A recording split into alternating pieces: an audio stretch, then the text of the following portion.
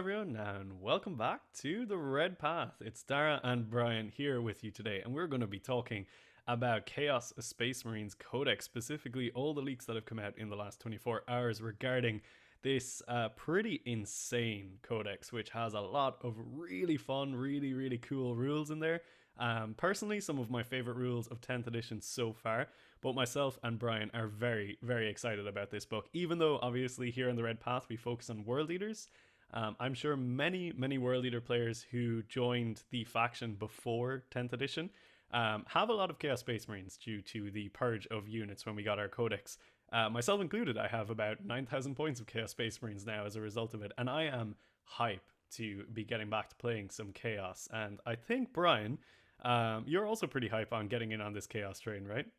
Yeah, I've always at the start of 10th edition, I already had a little bit of a Chaos Space Marine collection going, and I was kind of off and on with it. I didn't really feel like their initial rules had too much flavor, but boy, howdy has that changed. I'm actually really excited to get into this codex and tear it apart and actually start a new army. And I'm Yeah. really excited to start a new army. All of the detachments look fun at a minimum. They're all fun. They're all flavorful, and they all feel very unique from each other. So I'm really excited to start kind of messing around with it. Yeah, I think it's a great time to be playing CSM, and if you are a World Leaders player that has excess units that you lost, it's a really fun time to maybe look at those now and say, hey, I've been playing World Leaders for like 8 months. Maybe I switch it up and play something new. Longtime fans of the channel will know that I have always dreamed of having an army of cultists and mortals, the old Lost in the Damned archetype, and my dream came true today in a big way. I mean, Brian, you had to deal with me all day today, like scheming and coming up with weird and wacky ideas, and it was a really fun time. I'm like so hype on some of these attachments, and we're going to talk about them today. So the point of today's video is we are going to give our initial impressions and thoughts on the Chaos Space Marine Codex, both from a kind of CSM enjoyer perspective and also like what we might see in the competitive scene for CSM. So specifically, if you're playing against them, and also kind of like if you are playing as them, what is likely to be quite common.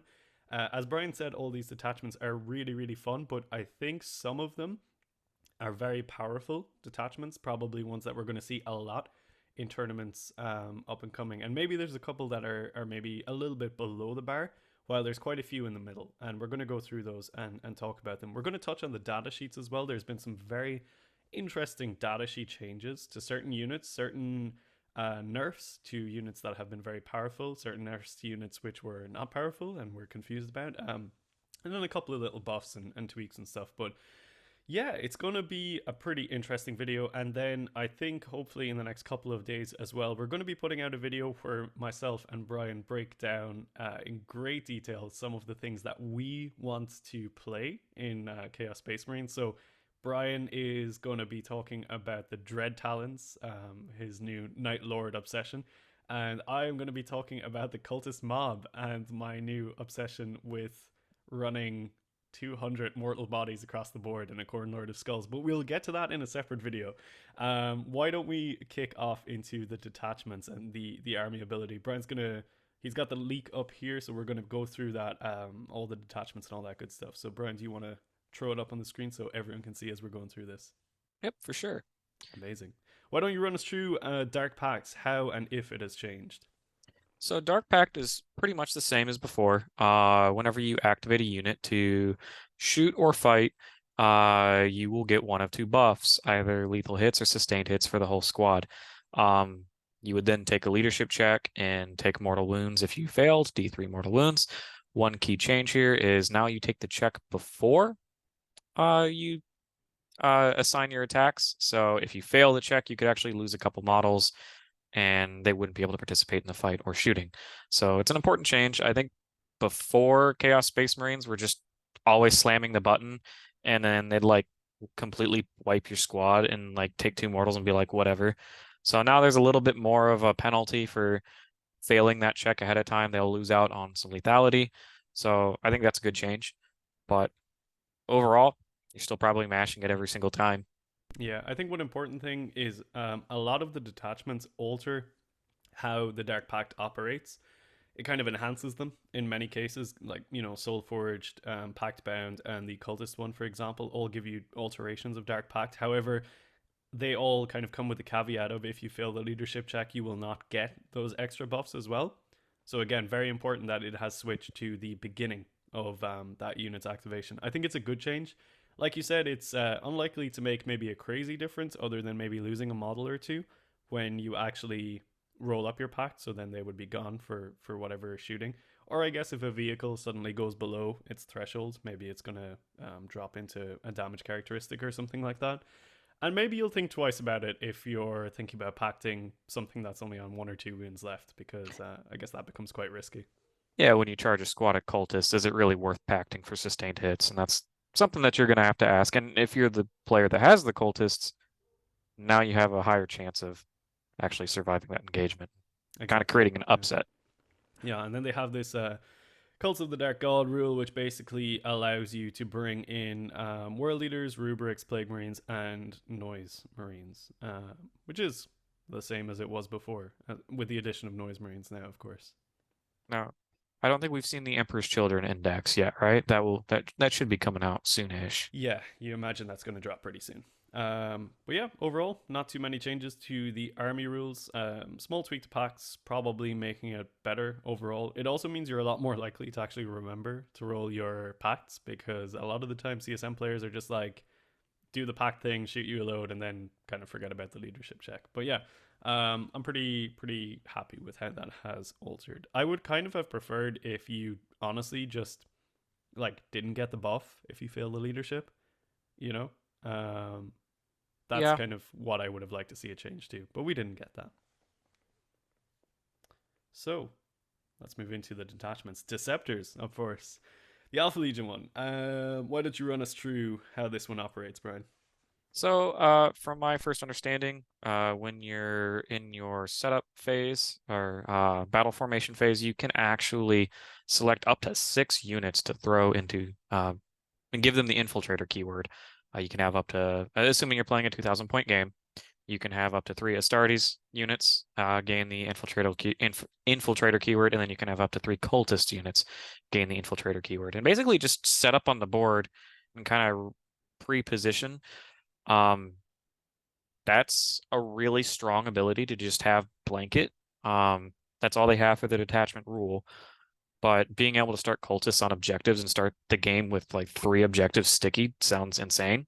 And also like putting some really scary like jump pack units or possessed up in front of people's faces, like so they have to worry about that threat turn 1, could also be pretty Wait, cool. it's just legionaries though, right? Is it just legionaries? Yeah, it's just legionaries. Okay, well, legionaries, if they still stay the same point cost, still ain't nothing.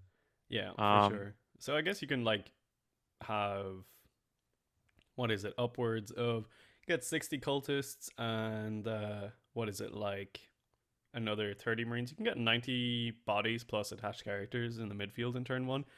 I think a lot of people, at least the initial take was that this was extremely powerful. Like people were like, oh my god, this is so broken and all this kind of stuff. I think there's like a couple of things to keep in mind with this one if you think it's like super powerful. It is definitely powerful, but like a lot of the objective sticky stuff, like for the cultists, it checks in your command phase. So obviously if you go second, those are not stickied and your opponent has a chance to lift you off of them before they become stickied. It's one thing or whatever, but like the main thing for me is like this is their rule, right? You know, they get this ability at the start of the game where they can set up in really cool places, but then that's it. They're not getting any other rules apart from Dark Pact for the rest of the game, whereas all the other detachments are getting rules for every other turn after that. So, you know, if you misplay your infiltrate, or if you're facing into an army where you can't utilize the infiltrate, of which there are quite a lot of armies that have, you know, you don't want to infiltrate against, like, or alternatively, if you play into someone who's also running infiltrate units and say someone sets up 20 crew before you get to drop your infiltrators, they can string those across the whole board, and then you're not going to be able to infiltrate anywhere interesting, and then you have no army rule. So I think it's strong. It doesn't like blow my mind. And also I just feel like as a World Leaders player, if you want to start like half your army in turn 1 charge range, I'm pretty okay with that. It probably means I'm going to win the game in the first couple of turns. Obviously, they can screen you and things like that, but yeah, I don't know. It's good. It's not like outstanding to me in terms of power level, I would say. I think it can lead for it's kind of like a one and done, like you said, but you can really control the tempo of the game. Like even if you're going first or second, you can say like the game is being played on my turn, on my terms from the Yeah, get-go. yeah, So you can kind of just, if you know what style of army you're playing against, you can set up pretty much exactly how you want to. But it's that carry through for turns 2 through 5 that really matter.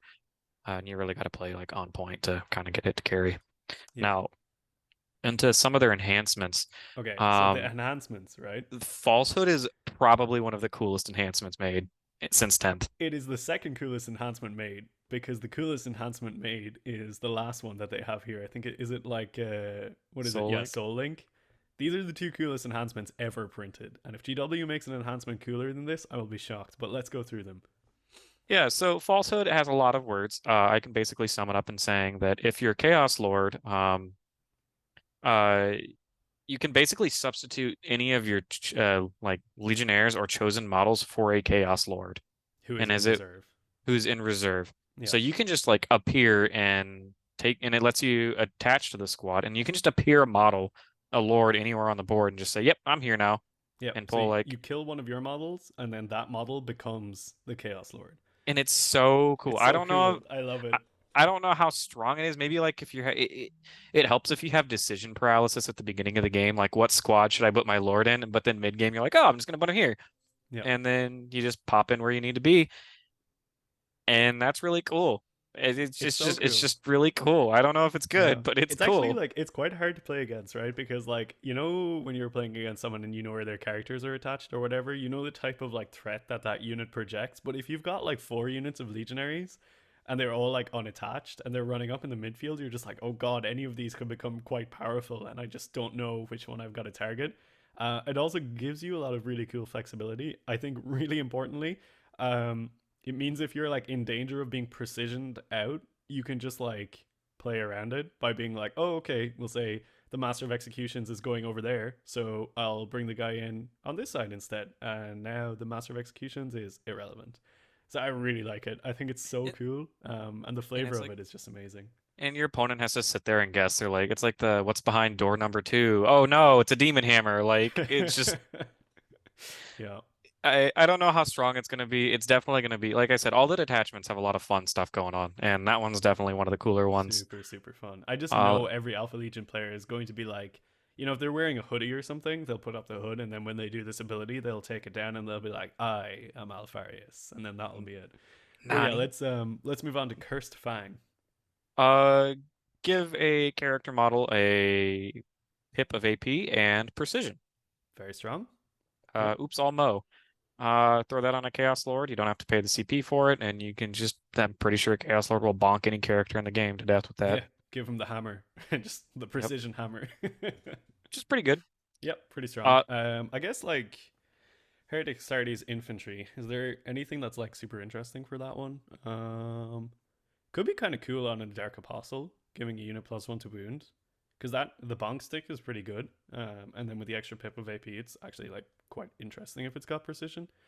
So like, there's a couple of cool characters I think that you could mess around with that. Like everyone's gonna gravitate towards the Lord because it's like high DPS, but there's probably other synergies that are available with other attachable characters that could be quite interesting there, I think. and I think the Lord would just be like the safest option, Yeah, but you can definitely play around with it a bit more. yeah, You for sure. can't go wrong with throwing it on a Lord. Uh, Shroud of I'm actually jealous of this. I'm jealous of this enhancement because I get one that's just worse. In one of my later detachments, Shroud of I'm not gonna say that. Obviously, Uh, uh, obfuscation. oh yeah. Sure. You Shroud of can base invisibility. you can take the cheapest character in your army, I'm assuming, and give it loan up. Seems Mm. pretty good on an up and downy jump lord. They don't have this detachment doesn't have uppy downy. Oh, that's the Night Lord's one. Okay, I thought The uppy Night downy Lord's was one is visibility. the Night Lord's one is only stealth. Right. Okay. This one's stealth and loan up, which is still Yeah. strong. Still pretty Throw good. this on Yeah. a Master of Executions or whatever the cheapest character in your army is. Throw him in the corner forget about him. Yeah. You could But have that on. Never mind, actually. And no, it doesn't matter. I was going to say you could have it on a cultist firebrand, but I guess he's like pretty oops. short range, so lone op is not going to be great. But anyway, now we have Soul Link, which is my personal favorite enhancement of all time. Like this is so cool. So Heretic Astartes infantry model only at the start of your command phase. You can select one other Heretic Astartes infantry character model from your army, excluding epic heroes.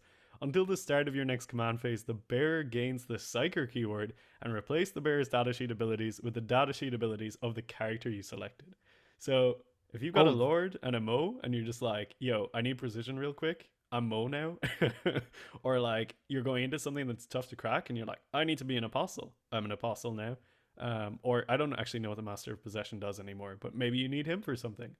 It's so cool. Like the key thing here with this one is like you can use this to gain abilities on attached squads that normally couldn't benefit from abilities from characters that can't attach to them. So off the top of my head, I oh, can't think of any exact interactions, but there's a lot of like this character can only attach to these units and this character can only attach to these units. So what you want to do here is take the abilities from one of those characters and put it on a unit that it can't normally attach to. This and you isn't can limited to like we'll say Terminator and Jump Lords are not excluded from this either. So all of those abilities can be transferred between them and this character. So I think it's very very interesting. and you can do this multiple times throughout the game too.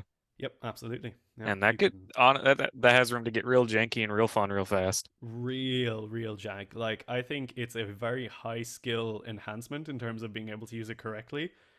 And yeah, it's gonna make for some really wacky interactions. I haven't even looked deep enough into all the different character abilities to see like what you could project onto other squads that couldn't normally get certain buffs, but yeah, it's wild. So the stratagems now, do you want to hit us with a couple of these that jump out to you? I didn't actually get a chance to read through the Alpha Legion stratagems. Let's see.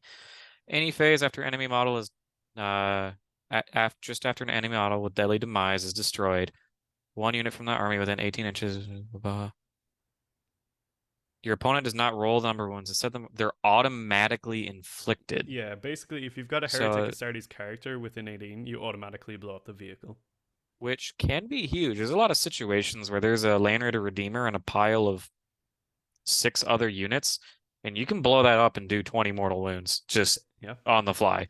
Yep, That's that happened. vehicles still do big explosions when they blow up, so that's good time. So I could see that actually is pretty good. Yeah, Like that that one's really that good could that could very easily translate to 15 to 20 mortal wounds if your opponent's not positioning properly for one CP. Yeah, for it's one really good, CP. crazy good. Start of your charge phase, target one unit from your army.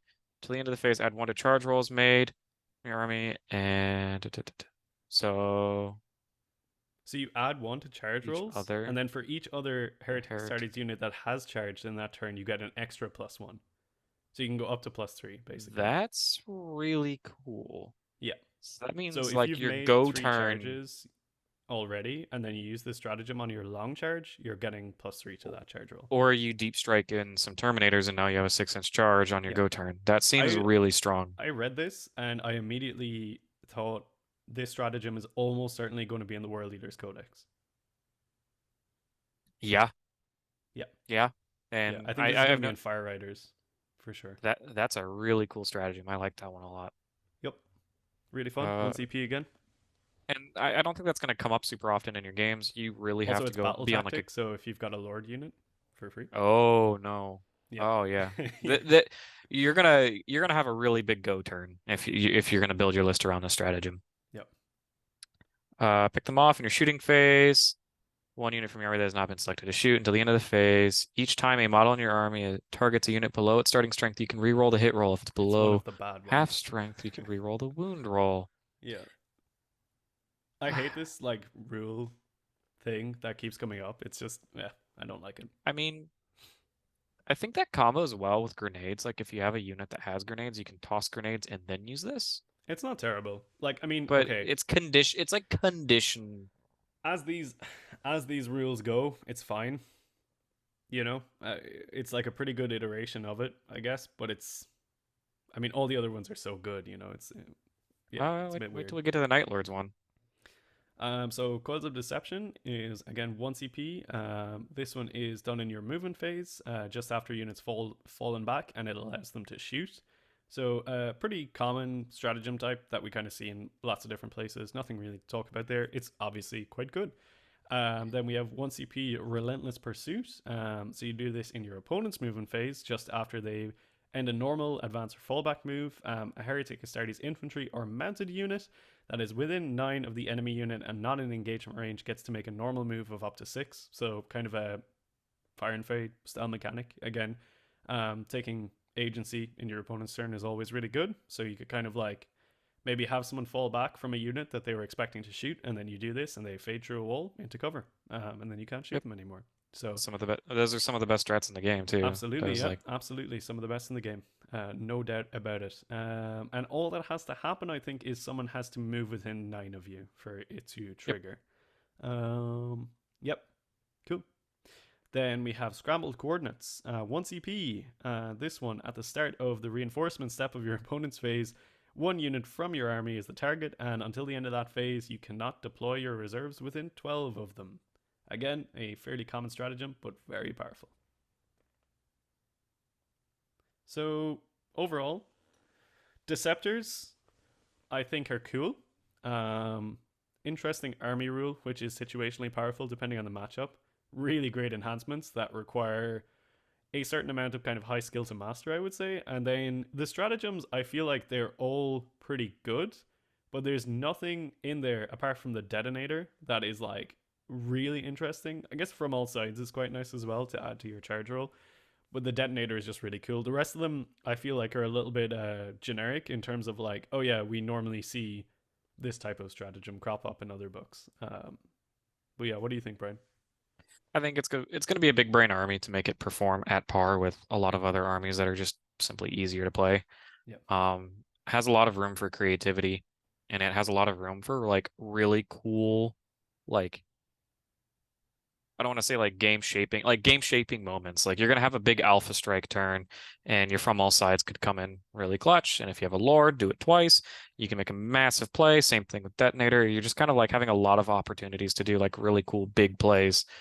But you got to set it up right, and it's gonna be, I think, one of the more challenging. I think probably the most challenging index to play properly, Yeah, it's kind of like or detachment to play it's properly. kind of like Craft World Eldar in Chaos Space Marine Armor in terms of like needing to play that type of game. It has a lot of Eldar style rules, and it definitely requires like Eldar levels of correct positioning to get the most out of this army. But I like it. I think people who really like the Alpha Legion are going to enjoy this one.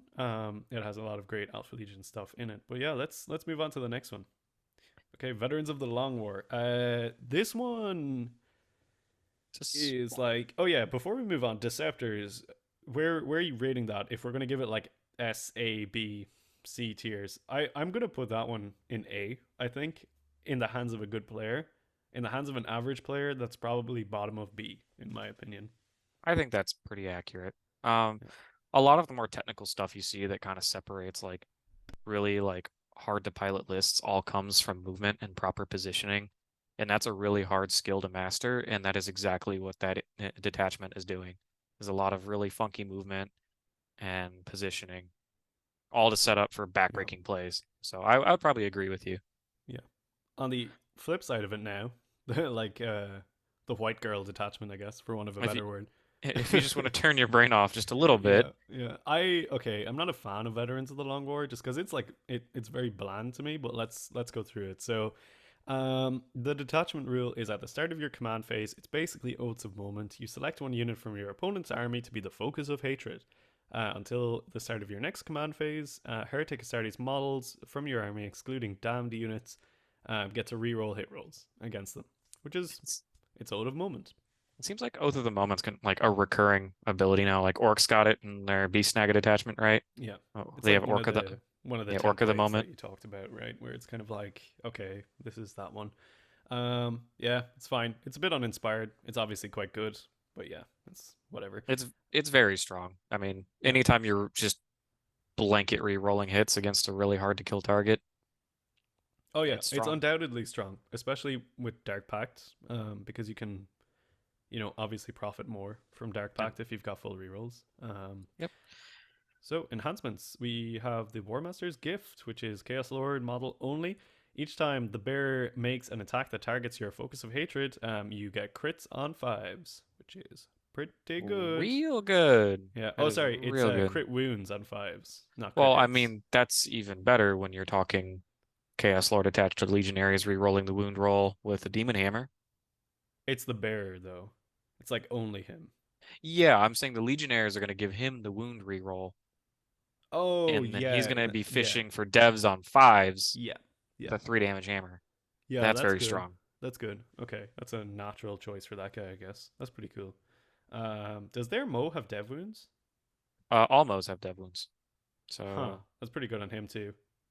Oh no, it's Chaos Lord model only. He can't take it. Never mind. I yep. should read. But I mean, Demon Hammer's still Yeah, the solid. Demon Hammer is the obvious call there, right? Yep. And then Cool. if of course if you're hitting your Oath of the Moment target, you're hitting on threes, but you have sustained full rerolls, you're probably breaking even or netting extra hits, and then you're going to go into your wound roll, probably wounding on twos, rerolling ones, Yeah. maybe threes or fours, full rerolls, depending on how you've set it up. That's insane. That's really good. If you want to crack Mega Knobs, this guy, this guy is the cracker of Mega Knobs. Sweet, cool. So eager for vengeance. Heretic Astartes model only, excluding damned models. So no cultists. Damned is basically cultist, traitor guard, beastmen, that kind of stuff. The bearer's unit is eligible to shoot and charge in a turn in which it fell back. Always great. While doing so, each time a model in that unit makes an attack that targets your focus of hatred, add 1 to the hit roll, and each time you select your focus of hatred as a target of that unit's charge, add 1 to the charge roll. That is a stacked enhancement. That is a Um, very strong. that is a really, really, really stacked enhancement. It's giving you fallback and charge, fallback and shoot. Add 1 to your hit rolls against whatever you're re-rolling against, and add 1 to your charge rolls. That is like very, very, very strong. I would expect that enhancement to cost quite a lot of points because it does a whole bunch of different stuff. Um, like that's great on like tons of stuff, Anything. right? Yeah, I it's mean, so good. chosen already. I think they maintained fallback, shoot and charge. But throwing that on Legionaries, throwing that on Possessed, like a Yeah. Master Possession with that on Possessed, making Possessed hit on twos because they have dev wounds. That's really strong. Well, they Um, sort of have dev wounds. well, yeah, Yeah, but we'll get to that. when you go for it, that could Yeah. still hurt real bad. Oh yeah, it's Um, like that's a whole package I think right we have there. 2 auto take enhancements already, Yeah. and those are the first 2 we've read. I think it's like it's a common thing in this book is like a lot of the enhancements are just quality. But yeah, we'll get through them. So Eye of Abaddon. Heretic Astartes model only excluding damned. When the bearer is on the battlefield, each time your focus of hatred is destroyed, roll a d6. On a 4 plus, you gain 1 CP. I guess like if you're not running Abaddon who's already farming you CP, this is good. But I think Abaddon works really well in this detachment, so you're probably running him most of the time, I'm guessing. 'Cause Abaddon already gives you hit rerolls, so you already have a full hit reroll aura, and then you have Focus of Hatred for more hit rerolls. Like, Yeah, it's going to be really hard to be in a situation where you're not rerolling hits. If you yeah. bring Abaddon, I would probably take Abaddon in this detachment. Which, if you're taking And Abaddon, you're never taking this uh, enhancement, correct. Like you have, really. I mean, if you're playing tactical, you're already gaining CP, probably, Yeah, maybe. And then Abaddon's already giving you don't need a third redundancy for CP yeah. generation. I think that one's a bit of a miss. If you're not bringing Abaddon, it's probably worth considering. But I mean, If you're at 1980 and it's 20 points and you don't know what to sure, do, yeah, sure. sure. Mark of Legend, which is what I am. Heretic Astartes model only, excluding damned units. Once per turn, you can reroll 1 hit roll, 1 wound roll, or 1 saving throw for the bearer. So, it's fine. I guess. I don't know. The I other mean, two are so good, and these last two are kind of a bit mid. that's like if you have Abaddon on a table and you're not taking Eye of Abaddon, but you're stuck at 1980, you take Mark of Legend and throw it on just something. That's what it is. Yeah.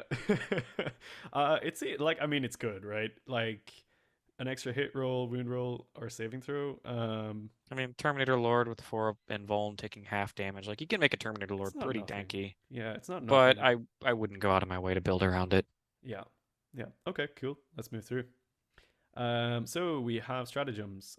Endless Ire, 2 CP. I think the first 2 CP one that we've seen.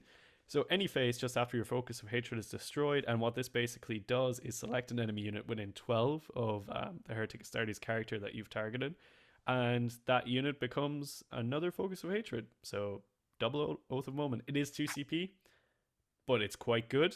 How, I mean, you're gaining a CP. This army is one of those armies that starts the game with, or it's going to end the game having generated 15 CP. Yeah. So 2 CP is not as scary when you take that into account. But like, how are you ever not re-rolling your hit roll with this army? Like, ever not?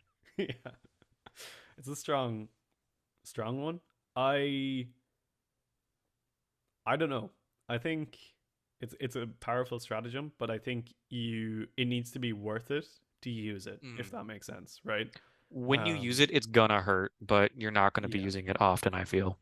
I think that's exactly it. Yeah, because it's kind of like, okay, I need to kill something that's like a threat, and then I need to have enough resources left over. I guess where it's good, right, is if there's like something that you're like, if you're bringing combined arms and you're like, I want to kill this thing in shooting, and then I want to charge this other tough target, then yeah, you can shift it in that sense. I mean, like, imagine playing against knights and there's two big knights standing next to each other, Right. and you put your whole army into both. Yep. Pop one, and you really need to get the other one. Yep. So it's Okay. it's strong, but you're not gonna Yeah. be using that every game. So contemptuous disregard, which is sometimes how I feel the Discord treats me. Your opponent's shooting phase or fight phase, just after an enemy unit has selected their targets, and this is basically AOC. So you reduce AP by 1, which is good. Great to see AOC cropping up with a new name, and that is a theme for many of these detachments that we'll get to. 1 CP AOC, great. Was that Then, 2 CP in the index for them or something like that? uh, I don't I remember. think they had 2 CP AOC, and everyone was like, Did "Why?" they? um, Uh, Bringers okay. of Despair, another 2 CP stratagem. Hmm. Uh, your unit gains. So now we are back to universal fights first anywhere we want it, but it is more conditional than that. It has to be against your target of hatred, which I feel like your opponent has to mess up if they throw their target of hatred into. I guess that's cool because I don't know. whatever you've targeted of hatred, you're like, hey, watch out, don't come try to fight me because you can threaten the fights first against it, which is pretty cool. If you've Like got I'm trying. 4 CP floating, right? If you're living in that world, what you want to do Oh is you no. want to shut up. You want to pick something that you're scared of in your turn, and you want to kill the shit out of it. And then you want to spend 2 CP. Oh no. Let's say you're playing me, and you want to kill Angron, and you know there's 6 Exalted 8 pound there as well. So you spend 2 CP, you kill Angron, you shift the focus of hatred to the 6 Exalted 8 pounds, and then if they want to come out in the next turn, you have fight first against them for 2 more CP. And then you have Demon Hammer of Hell guys standing in the middle of the board with fights first. Yeah, that Who sounds just pretty gross. dev wounds Because the shit out of them. yeah, I was thinking like as a World Yeah. Eater player, like if they moment of hate or moment of hatred, if they moment of hatred Angron, I'm like, shoot, where do I throw Angron now?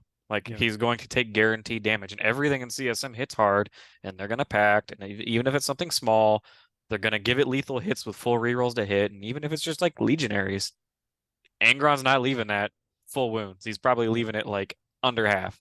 So that's actually kind of scary, Yeah, I but mean, look, that's the pretty CP combo is greedy. is like 4 CP to do all that. Yeah, I don't know. It's cute, I think. It It might come up. and I Um feel like you as the player have agency in how bad that is. Like if you're charging something with your right. moment of hatred and you're getting punished for it, you kind of deserve to get punished for it.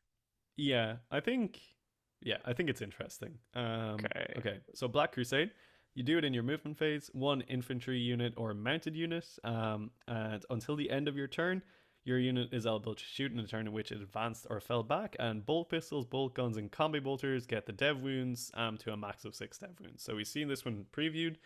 It's a pretty cool ability. You could stack this with quite a 10 lot of other. Terminators. 10 Yeah, Terminators just auto generate 6 mortal wounds or dev yeah. wounds. Or you could do it on something like a big squad of legionaries, and you could grenade first and get more mortal wounds. This detachment is quite CP heavy, is what I'm seeing. So it's probably a good thing that they have a variety of sources of CP regen. So Let the Galaxy Burn is the funny meme one where basically Heretic Astartes units excluding Zinch, so no rubrics, get to ignore cover and max their torrent weapons. Someone did point out to me, this is kind of a good meme on the double fist Hellbrute who has two flamers, and that's like the only time that is actually ever worth considering. But when all the other stratagems are so cracked in this detachment, this is never going to be used ever. You might as well not even read it because you're going to be spending your CP somewhere else. You have to spend 4 CP in every turn. Yeah, but you um, have the CP to spend. I mean, I like the name of this next one, Millennia of Experience. I feel like this is on Abaddon's CV. You know, when he goes for a new job, they're like, "What do you have?" He's like, "I've got a Millennia of Experience." So you do this in your opponent's movement phase just after an enemy ends a normal advance or fallback move, and a Heretic Astartes infantry or mounted unit from your army that is within 9 and not within engagement range gets to make a normal move of up to 6. So it's another Fire and Fate, the same as the Deceptors one. Again, we've already talked about it, a super powerful ability. I would say, I think the first 4 here are very powerful stratagems. Let the Galaxy Burn is poor, and Millennia of Experience is situationally good. I think we probably have one of the better CSM detachments sitting in front of us. Yeah. Probably the more easy to play Oh, it's so easy of to the group. play. Yeah. And all you have to do is watch your CP. Don't be doing any CP rerolls, and you'll be fine. No Yep. CP rerolls, and you'll be fine. And So where would you put this one? I think for me, it's like top of A. top of A, yeah, I think this is Yeah. going to be one of the more common Chaos Space Marine detachments you see. There's another one that I think is probably going to be better, but less common. Yeah, I agree. I think it's top of A. I don't think it's like particularly player skill dependent. Obviously, a good player is going to play it better, but like, you know, the way with Deceptors, where it's like a good player takes this to A, whereas a bad player, it's like bottom of B. This is just like generally A because it does a lot of the work for you by virtue of having a lot of rerolls and a lot of very powerful abilities. So, And it's a yeah, very forgiving detachment too. Like super forgiving. you can, if you position poorly, even your stuff that isn't anti-vehicle can still dump 6 dev wounds into a vehicle just on a whim. You can have fights first on a whim, armor of contempt, and then like If you move move out of poorly, the you can just way. yeet out of the way. Yeah, It's probably one of the most forgiving detachments period in the game. I think this is going to be a tough detachment for world leaders to beat, I would say. Yeah, anything that move dodges us and anything that has armor of contempt, we are AP1, AP2 dot army. So that's going to be, I could actually see it being a bad matchup. Yeah, I think this one is a pretty rough matchup for us just because, like, anything that's kind of like focus of hatred, out of moment based, when you've got, like, we'll say 4 hammer units in your army as world leaders, it's very easy for them to go like 1, 2, 3, 4. Especially when you can, for 2 CP, shift from one once you've killed it into another one. So, yeah, I think pretty strong ability. And I think while it is very, very powerful, it doesn't have enough to be out there winning majors or large GTs. and kind of, I just want to touch on one more thing before we move on. Um, CSM, I've said all the time, is like an army that really thrives in being MSU heavy because all of its units punch up so hard. This detachment probably helps that mindset even more than any of the other detachments that we're going to see. It's going to let your MSU stuff just punch way above its weight class. You take just a squad of 5 Legionnaires with a Chaos Lord, Demon Hammer, and either of those 2 cracked absolutely insane enhancements, and you are going to smoke something that you really shouldn't. Like Yeah. 6 Exalted 8-pound just disappear. No, not my boys. But yes, true. All right, let's move it on. Next, we have Renegade Renegade Raiders. Raiders, which is probably like, I think also one of the cooler detachments. Okay, you want to take the start of this one? Yeah, I'm also going to say this is Thousand Suns' second detachment that got leaked early, and now Chaos Space Marines can play it. We'll get into that in a second. The detachment rule is basically all of your units, all of them, just have advance and shoot. Just just have it. Your It's Havocs good. can advance and It's shoot. really Your Oblits good. can advance and shoot. Your Your Predators can Vindicator. advance and shoot. Anything you want to your heart's content. Yeah. Now, if that thing happens to be on an objective, you get an extra pip of AP. That also applies to when you go to fight, too. So if you're going to go out and charge something, you get an extra pip of AP. The reason why I'm like joking about this is it's the classic chaos trope of like, oh yeah, rubric marines are actually like insane with this. Like advanced shooting rubric marines that are now AP2, AP3, firing Rerolling deck all from a wounds. rhino over re-rolling all wounds. Like Yep. there isn't much in the game that lives that. Yep. Even like talking high toughness stuff, they're gonna roll enough sixes, and those sixes are all gonna be AP3 into your Land Raider, and they're probably gonna take 7, 8 wounds off your Land Raider just because. Um, Yep. It's very, Obviously very that's powerful detachment ability. one of the first things that pops out to me is rubrics are really good with this, which is funny. Yeah. They So didn't have my the opinion on this one is like I remember when we saw this preview, I was like, "Yo, if the rest of this detachment stuff is good, it's going to be a cracked detachment." But I think this is the most powerful part of this detachment oh, is the rule. absolutely. The And stratagems were a big letdown for me, but we'll get to them. I'd go as far to say this is probably the strongest attachment rule. Out of all of them, I think I'm I think willing to say Soulforge that. gives it a run for its money. I would say, Okay. but this one, yeah. I mean, don't Just get me wrong, it's really, really good. it's like I not even situationally good. It's just good is Yeah, my thing. Like Soulforge is good, but it has the chance of like not working if you fail your check. So yeah, this is to like be honest, always this is like yeah, always consistently on. always good. There's no risk. Like Yeah, it's good. the You're just adding a d6 to all your movement characteristics. You're getting extra AP when you want to clear your objectives. Like it is good for sure, yeah. unless you're playing Green Tide. It's Oh, like, oh wow, AP3 baby. I don't care. I've got a 5-up re-rolling ones. yeah, and oh yeah, I can advance further into more orcs. Yep. Like all right, I like that this is like the weird like litmus test now. It's like it's good, but can it beat Green Tide? or Mega Knobs. Actually, it probably does okay into Mega This could Knobs. probably do okay into Mega Knobs. Yeah, yeah. Can you imagine That though extra moving pip of like AP is 5 and huge. you're just like, see ya. Yeah, Yeah. All which right. we'll get into. One of the stratagems is really cool in this detachment too. Yeah. Heretic Astartes model only. At the start of your command phase, if the bear is on the battlefield, roll 1d6, adding 1 to the result. If the bear is wholly within 12 of your opponent's deployment zone, you gain 1 CP. I don't like that. That's pretty bad. That's Yeah. pretty bad. Pretty bad. It's like I'll put this enhancement on a character who has to be within 12 inches of my opponent's deployment zone, and on a 4+ I gain 1 CP, and then hopefully he doesn't die and I get to try it again. And this Yeah. army's like trying to also inspire weird shooty builds too. So like you probably don't want to be in your opponent's face unless you're doing something really weird. And by the time you're getting the CP, it's gonna be turns 3, 4, which Yeah. the game's already like well picked up by then. Meh, Meh. Yeah. meh. Meh. Dread Reaver. I like this one. This one's same thing, but just better. Yeah. So Uh, each time the bear is within 12 of your opponent's deployment zone, you can reroll hit rolls and reroll wound rolls. Like this these just enhancements live next to each other. I'm like, bro, how? Like one of these is so clearly better than the other one. That's pretty good on like again, like CSM has a plethora of characters that like fuck you up in melee, and rerolling all hits is and all wounds pretty hot. and the army is just again sustained hit, lethal hit generator, so Yep. it just rerolls everywhere. Yep. Mark of that. Also, I swear, GW said somewhere at the start of 10th, end of 9th that they were going to stop rerolling from being as common in Oh 10th god, this edition. book is stacked with it, but yeah. This is like you can't go more than like two paragraphs without seeing the words reroll. Mark of the Hound. Basically, throw this on a master possession and bam, you got like budget exalted 8-pound. So it gives a unit scout 6, which is pretty great. Yeah, it just works. I mean, it scout is does brilliant, right? it does just work, but like infiltrators are really common in the meta. Like Yeah. really, really common. Like I'd say 75% of my games at events, I'm being scout blocked. And usually you can get around that because you have 5, 6 things that scout in your army. When you have only one thing that scouts and you're gonna try to like be sneaky with it, you're just gonna have Nurglings put up in front of you. I don't know if I would risk taking that. It could be cool, but Yeah, I mean, more often than not, it's gonna, I feel like, do nothing.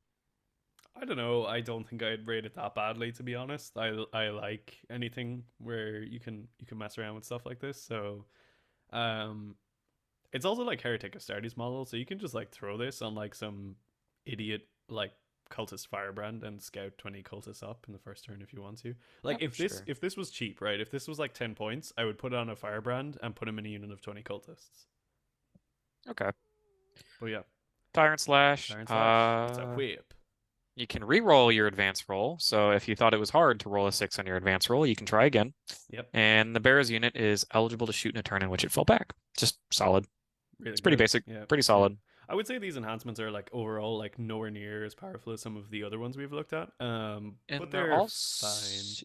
they're all situationally good, which Yeah. means they're not consistent, which usually means they're not like that's more of your like B tier. Yeah. Like it may be relevant, but you can't rely on it. I don't know if GW did this deliberately, but I'm kind of glad that they paired like a very powerful detachment rule with less powerful enhancements. To say that they did that on purpose is like a big leap for GW. So yeah, kudos to them if they did. But otherwise, nice one on the lucky roll. Okay, let's go into these. Unfailingly Obdurate is the first stratagem, which you do in your opponent's shooting phase or fight phase.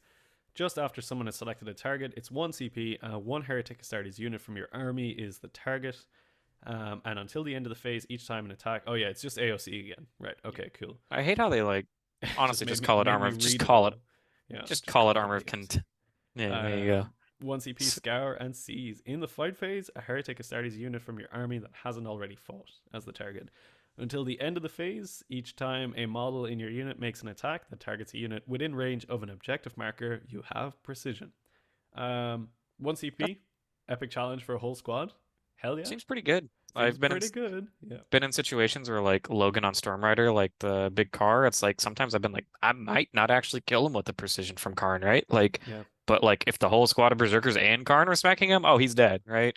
I So mean, this this is is just like like that extra guarantee. if you've allied in Khorne Berserkers, who are now AP2 in this detachment, because this stratagem requires you to be fighting on an objective, like those Berserkers will clap the pants off whatever character they want. Yeah, yeah. You just Let's not. attack with the Eviscerator guys first, who are now AP3. Just like, Yeah, actually, no, you probably do the other guys first because they probably have an invuln. But yeah, yeah. really Let's not cool. talk about how like literally everything that's chaos is better outside of its own book. Oh, I wouldn't say that about Berserkers. I definitely wouldn't say that about Berserkers at I just all. think it's funny. Rubrics are definitely really strong in this detachment, Yeah, the rubrics which are, and it probably stops there. Let's be real.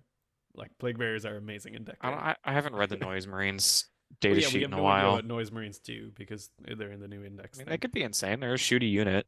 You could Yeah, they yeah. could actually be pretty cool. But yeah, Uh, Scarran Seas, really powerful stratagem. Again, one that we might see in a World Eaters book in the future. Probably called Skulls for the Skulls Run or something. But yeah, Opportunistic Raiders. You want to take us through this? Yeah, at the end of the fight phase, one Heretic Astartes unit from your army that was eligible to fight. If your unit is not within engagement range, it can make a normal move of up to 6 or up to 12. That's very similar to, I think, our White Dwarf stratagem we used to have, where you just got free movement if you didn't do anything in your turn. Um, Um, yeah, I that it's similar to it. I think that one was like you get to move pre-game a certain distance, but uh, if you're trying to get on an objective with the squad of cultists or some bikers and you didn't quite make it and your move and your advance, you can spend a CP just to zip another 12 inches and get to where you need. This can actually make for really insane plays. Like everybody thinks Magnus moving 36 inches is insane. Moving your bikers also like 25 inches could also be insane.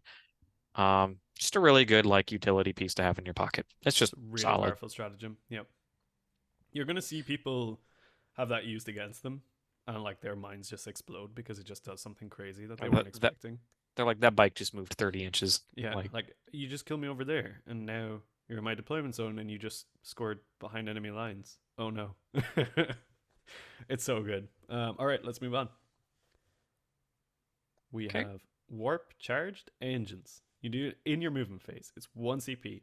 Heretic Astartes transport or a mounted unit from your army that has not already moved. They auto advance 6.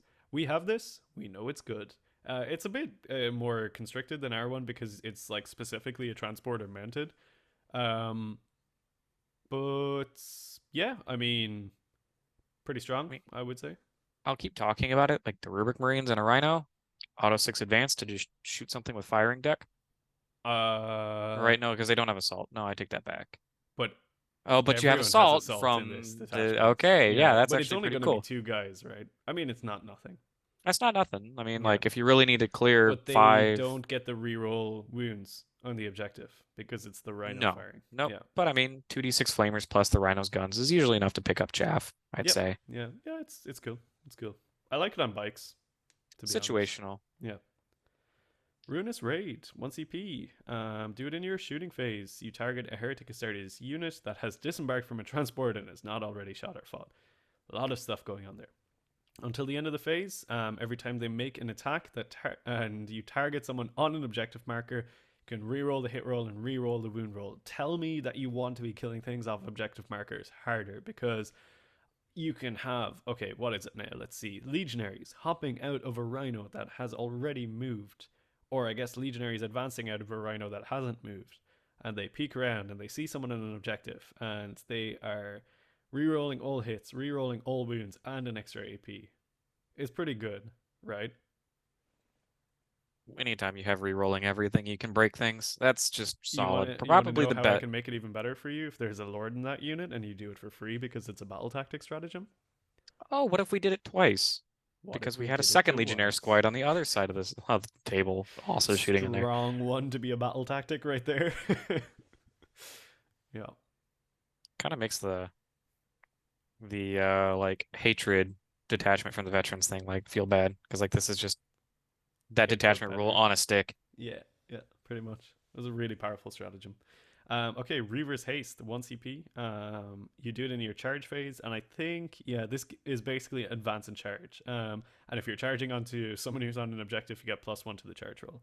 And this So pairs really well with the stratagem above too. it does, yeah. Yeah, look, it's very good. It's great on bikes if you've used it to auto 6 advance the bikes. And then they go in and they charge something on an objective and they kick the crap out of it, and then they use another CP and they consolidate 12. Granted, it's a lot of CP. It's like 3 CP to do all those things, but like, wow, it's pretty cool. I I feel like if you just change advance and shoot to advance and charge, this is just Invocatus's detachment. Probably. There's a lot here which I could see transferring into our book. Yeah. I think it's good. Like, a lot of the stratagems are like really good, but right, because it's like they all require a lot of setup. Not a lot of setup, but like they're more situational. It's not as cut and paste as veterans, where it's just like do good thing now. This is very much like do these things and then you get a cool thing. So overall, I would say this detachment, there's a bit of a skill differential here in terms of a good player versus a poor player playing this. I think a good player on this detachment is probably S tier, and I And think that's what I was referencing earlier when I said like I think there's attachment better than veterans, but I think we'll see it less. yeah, And I yeah, think this because is that. like your average tournament player will probably be able to comfortably bring this to a 3-2 result, but they won't maximize the hidden jank in some of these stratagems, like the move 12 with bikers after fighting, like the perfect setup for like get out of a transport, clear something, all that kind of stuff. It requires a bit of foresight and planning. But I definitely think in the hands of a good player, this detachment is terrifying. Okay, Pac-Man Zealots. This is the index detachment reworked a little bit. One of the And main things here is that gaining the critical hit bonus on fives, which is what they had before, only works if they pass the pact roll. So that is very, very relevant, because before, where you had everything just critting on fives and doing tons of stuff, you can't get that anymore. And Chaos Undivided has changed also. So every time they go from re-rolling everything to re-roll hit rolls of 1, which is I pretty think they big were deal. I think they were already reroll hit rolls of 1. Oh, really? I thought they were Because re-roll only. it was the strat that cranked that to the Oh, next and they level. don't have that strat anymore. Well, it's still there, but it's definitely not. I think it's only reroll wound roll now. Okay, right, We'll gotcha. get to it. I think Yeah, we'll get we'll to it in get a to it. second. Yeah, And I I think, mean, it's still a powerful detachment ability, right? yep. And I think yeah, it's definitely I'd say top 3, Yeah, right there with the Red Corsairs. I mean, it's just good. Anytime you're sustained on fives, you can make obliterators punch through the ceiling. And then if yeah, you have Abaddon standing next to them, I mean, anytime you have sustained 5 lethal hits, 5 with full rerolls to hit, you're gonna have a good time. And in this codex, there's a lot of things that hit really hard. That's just a recipe for success. And kind of turn brain off mode, click button, like sustained hits, click now, yeah. and you're fine. I don't think we need to spend like a crazy amount of time on Nope. this one because we've kind of seen a lot of the stuff already. So the enhancements, They The pretty much talisman do the is, same, yeah, they're all the same as far as I saw in the time that I read them. Um, I think the stratagems have changed a little bit though, right? just a little bit. Yeah. Like I said, shouldn't I mean add one to your move tests. I think I'm not sure about Eye of the Gods. So it says when your unit destroys an enemy unit, your character just gets a little bit better, gets add one to move, toughness, wounds. I think they've had that And if it's before. Yeah. character, I never saw them use it. Yeah, it's not good. It's just not Eternal good. Hate is the fight on death. It gets a little bit better if you're a Mark of Khorne. You That's the go same. to, instead of a 4-up, you go to a 3-up. Yep. That's the same. Profane Zeal is the one that changed. I think it's the exact same as in the data slate, where Yes. they changed it to only the reroll the wound roll from reroll the hit roll Yep. and wound roll. It used to be both. I think it was reroll the hit roll, and then if you were undivided, you got to reroll the wound roll. I believe that's So, what it used to be. Yeah. which was insane because it was Now also it a only battle works on tactic. it only works on undivided now, which is also kind of big. And it is a battle tactic, so it is probably something you're still spamming. Yeah. But big thing is like legionaries still have wound rerolls built in, so you're probably doing that with chosen. Skin shift, that is you're resurrecting a model. If you have your Zinch obliterators, bam, you get another obliterator back. I don't know. That's one of the changes they made. It's worth mentioning here. Obliterators actually got cut down from 4-mans to 2-mans. We'll talk about more changes Huge. later. Yeah. That may make you want to reconsider putting Mark of Zinch on obliterators just because you don't have that extra cushion of wounds to make real use out of this stratagem. Slaanesh unit, advanced charge, shoot. Is it shoot or is it just advanced charge? Just advance and charge. And fall back and charge. Yep, same as before, I think. And then Festering Miasma, this was the untargetable Nurgle one. And they just changed it to 18 inches. Yeah. And yep, it just went from 12 to 18. Yep. I mean, detachment got nerfed. Detachment was also really broken at one point in time. Detachment still is probably pretty good. Probably not broken. Good, but detachment good as veterans or Red Corsairs? I don't think so. I think both of them are higher. I think veterans is better. I think that I would put this one at third place. I probably at like. Oh, you know what? This one is better than Red Corsairs if you're like someone who isn't at that like higher level of play where you can like fully maximize the Red Corsairs like stratagem abilities and stuff.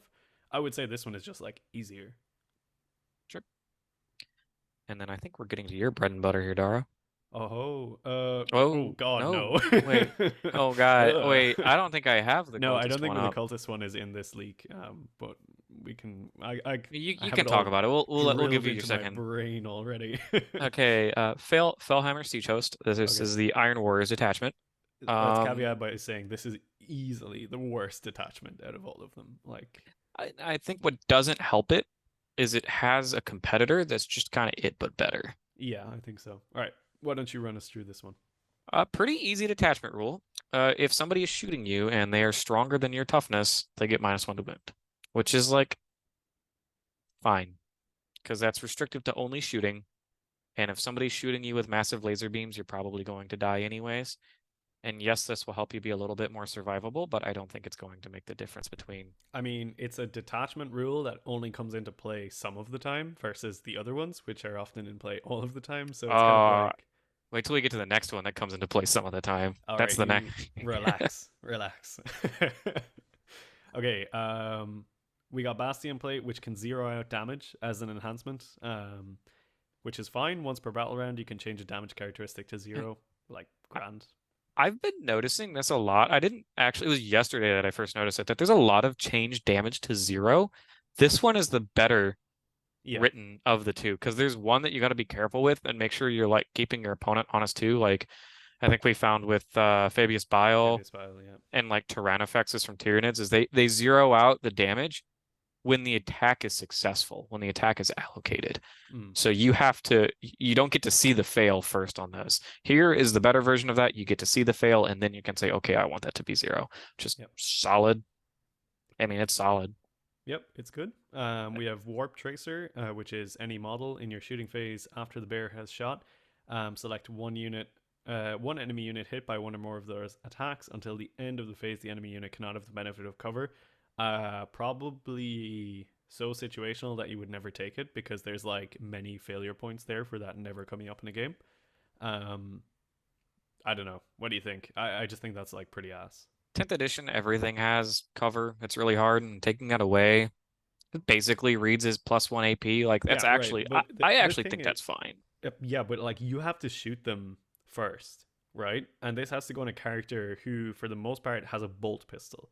So Y- they got to Yeah, be up close. you're definitely spending 100 points to do nothing to then make something do slightly better.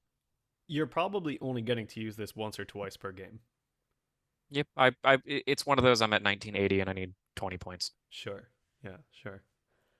So then we have Ironbound Enmity, which is any Heretic Astartes model. Each time the bearer makes an attack while within range of an objective marker. Oh my god, did they rob this from the Red Corsairs? Add 1 to the wound roll. This is just good, you know? Um, Obviously, it's only the bearer, so not the unit, but like, yeah, you slap this on a prince, and he's just got like +1 to wound on objectives. It's But pretty like, odd. how does that compare to like the veterans ones that are just like +1 to everything? But Right, this one's yeah, only +1 to wound. Like, yeah. it's all right. It's good. All right, But here we go. This is the real shit. Iron Artifice. to all of you who play at home and your friend has a really annoying Hammerfall bunker, man, do I have the solution It's for time you? to bring the punishment. Okay, You so you slap this on someone, they get anti-vehicle 4 and anti-fortification 4. Good on the evil bonk stick for bonking vehicles, and great if you want to put the Hammerfall bunker in the dirt. Or if you're playing against the Chaos Mad Lad who has brought the Noctilus crown, I guess you can bonk that as well, right? which I find it really funny because I think WTC events ban fortifications, They just do, blanket yes. ban fortifications. So Yeah. that's just I just Sure. like it. I think Yeah. it's cute. Okay, I think this is probably the weakest selection of enhancements out of every single detachment we've seen so far. Yeah, because this one's like you could just what do you do when your opponent's playing Tyranids? Like you Yeah. just you do nothing. It's just situationally bad. Even if they're not playing Tyranids, say you're playing against something like World Eaters, doesn't have that many vehicles, Yep. unless you're playing against really vehicle heavy World Eaters. Like there's no in between there. But still, like that +1 to wound on an objective is fine. I think it's like a selection of Meh. bad enhancements combined with a bad detachment rule. So let's see if the stratagems can save the day. I actually don't know if I've read these stratagems. I think I just read that page Uh, and I was like, I'm done. Persistent Assailants, I don't like. It's cool, but I don't like it. All right. Basically, when one of your units is selected as the target of an attack, you get full rerolls to hit and full rerolls to wound, or full rerolls to hit if you get hurt, full rerolls to wound if you get really hurt and you're below half strength after your opponent hits you. It's like a weird version of our Terminator rule. Yeah. Is it weird that you're comparing that to our Terminators? That's not a good place to be. Oh no, it's a bad place to be. That's a horrible place to be. I mean, that's like, It's battle tactic. I guess you could do it for free if you've got a lord in the unit. I don't I mean, know. it help. It definitely helps for like, say I think the previous enhancement for the +1 to wound. Yeah, say you have like a Terminator Lord you throw into the middle and he has with a brick of 10, you absolutely blow up what's in the middle and like you want to take the punch back and still be able to like punch up. Like maybe it's Yeah, something durable, but like yeah. I guess you're it is giving good your on a Terminator brick, right? It's yeah, like but you're pay 1 CP to get the ability that the World Eater Terminators have. Oh god, when you think of it like that, it's so ass. and it's like it's all up to your opponent too, because if your opponent just allocates like your opponent can play around this Yeah. pretty well. It is a battle tactic. You can't spam it across the line, and yeah, it's basically going to make your stuff that's barely alive function like it's half alive. Yeah. Um, eh. Cool. Yeah. Okay. Keep rolling. After unit has selected its targets, one Heretic Astartes infantry unit from your army, excluding Damned, that was selected as one of those targets. Each time a melee is allocated to your unit, afterwards roll Roll 1d6 1d6 to a maximum of 6d6 per attacking unit. attacking On a unit. 4 plus, the attacking unit suffers 1 mortal wound. What the fuck is this stratagem? After Okay. the attacking unit has finished making its attacks, roll 1d6 for each. Or up. Is it? Okay, so basically, it's like when the enemy unit attacks you, For For every attack they put into you to a maximum of 6, you roll a dice, and on a 4 plus, they take 1 mortal wound. that's actually So pretty good. it's like 1 CP, do on average 3 mortal wounds. It's not No, it's a bad. maximum of 66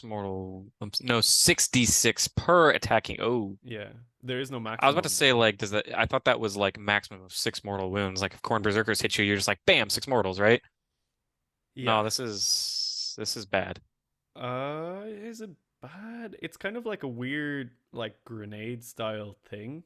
Yeah, but your stuff is still alive when it's throwing grenades at people. It's not dead throwing grenades at people. You're not And you, necessarily dead here. It's just like when they make their attacks.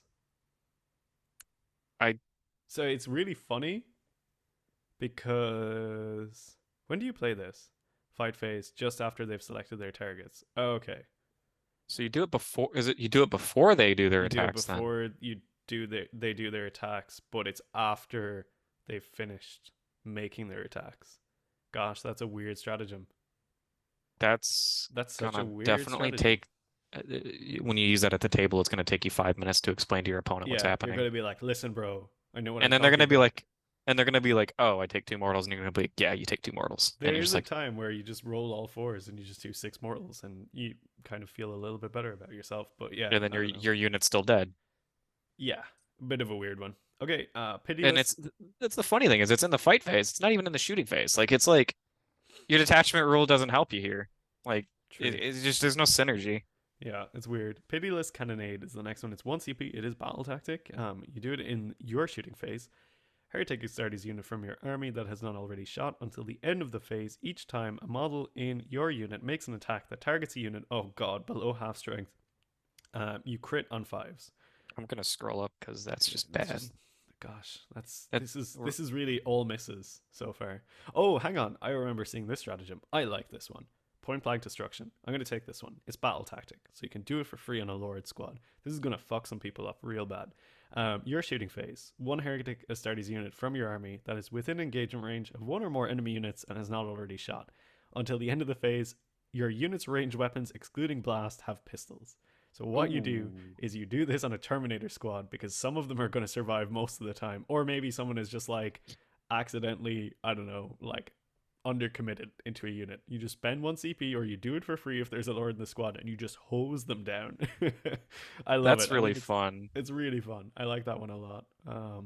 I don't know if that's good though, but I think it's definitely the gets the crown out of the last four. I mean, you could do it on Havocs, right, with chain cannons. That's But pretty like if fun. you're a Havixer in melee, bad things are happening. Yeah, but you're already playing this detachment, so bad things are going to be happening to you anyway. So it's kind of like, all right, I guess I'll just have to deal with it. Okay, steadfast determination. Your opponent's shooting phase just after an enemy unit has selected its targets. You get a 5 up feel no pain. That one is just good. Yeah, give a That's unit just a 5 up, feel no pain. It's just really I feel like good. Tau had that, but it's a 6 up feel no pain. This is just that, but 5, but Oh better. wow, you could just like pop this on a Lord of Skulls. Yep. Nice. Yeah, I guess you could. I guess you could Yeah. take a Lord of Skulls in the This this stratagem is like the redeeming feature of the entire detachment. It's but like like if I bring big shit, I can make it have a 5 up, feel but no pain. if you're bringing a Lord of Skulls to this game, what is wounding that on greater than a 4? Pretty much nothing. So your detachment rule doesn't help you. There we go. Good. Uh, Like we're talking I guess Gladiator things with Lancers, and that's plus like ones to it. wound, right? But now we're teching for like Siege Anvil from the Anvil Siege host from Yeah, the sure, Space Marine Codex. sure. Yeah, Like yeah. It's a bit okay, right? this entire detachment is just I'm extremely trying, Brian. situational. I'm trying. There's some I Iron Warrior lovers around here. I'm just go trying play for the Vashtor's moment. attachment. They're like allied. Fact. Yeah. Yep. Siegecraft. Start of your opponent's charge phase. One Heretic Astartes model you have or unit until the end of each time an enemy unit Oh, it's selects minus your two unit as to a the target of a charge roll. charge. Okay, That's good. that's That's pretty good. good. Yeah, -2 to charge Somebody's rolls. coming in with the clutch 9-inch charge to win them the game. You're like, uh-uh. You're playing the Alpha Legion mirror, and they're like, "I'm going to stack +3 on my charge," and you're like, "Fuck off! You're going to only make it +1." And then they just roll a 12 anyways, and you just Yeah, both sit there, look silly. and then they port in the Master of Executions into the squad that you weren't expecting. And he kills the guy who has your 0 damage enhancement. Life is bad. Okay, this is like so far below all the other detachments in terms of like raw power level. Um, I don't see this detachment ever winning a super major. I don't this see this it, detachment ever.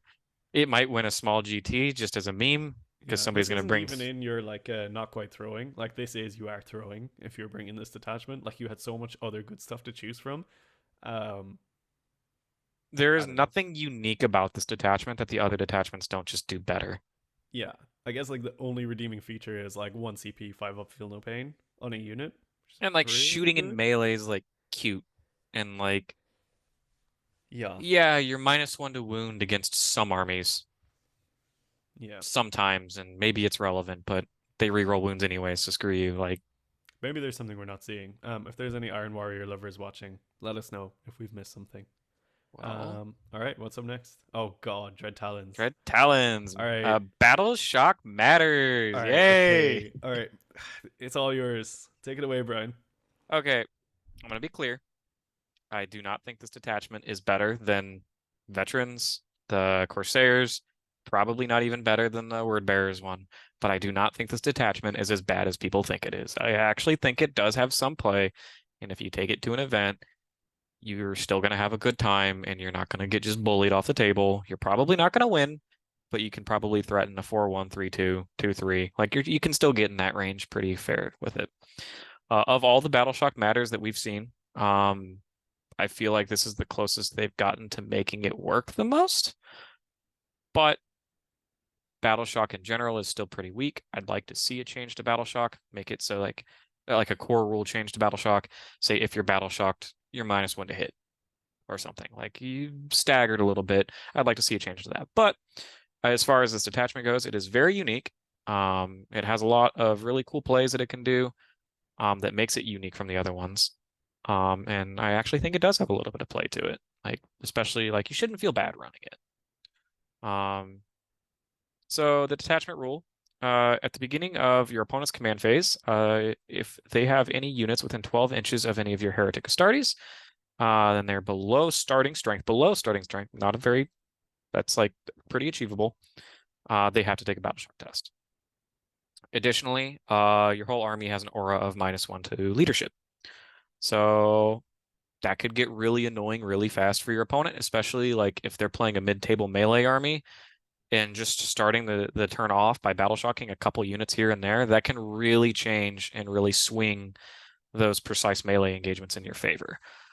I would like to see Battle Shock be better in this edition. It is what it is. This is probably, like I said, the best iteration that we've seen so far. I mean, like Chaos Knights and Tyranids all have just kind of worse versions of this. I think it's cool. I think it's unique.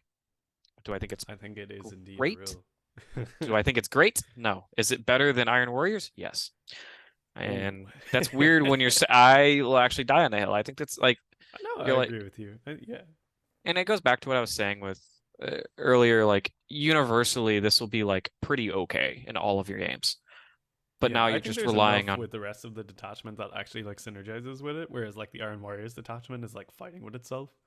Yep, Um, and it's worth mentioning like Raptors give also -1 to leadership. I've built like a for funsy list that I'm going to be playing later tonight with Jamie.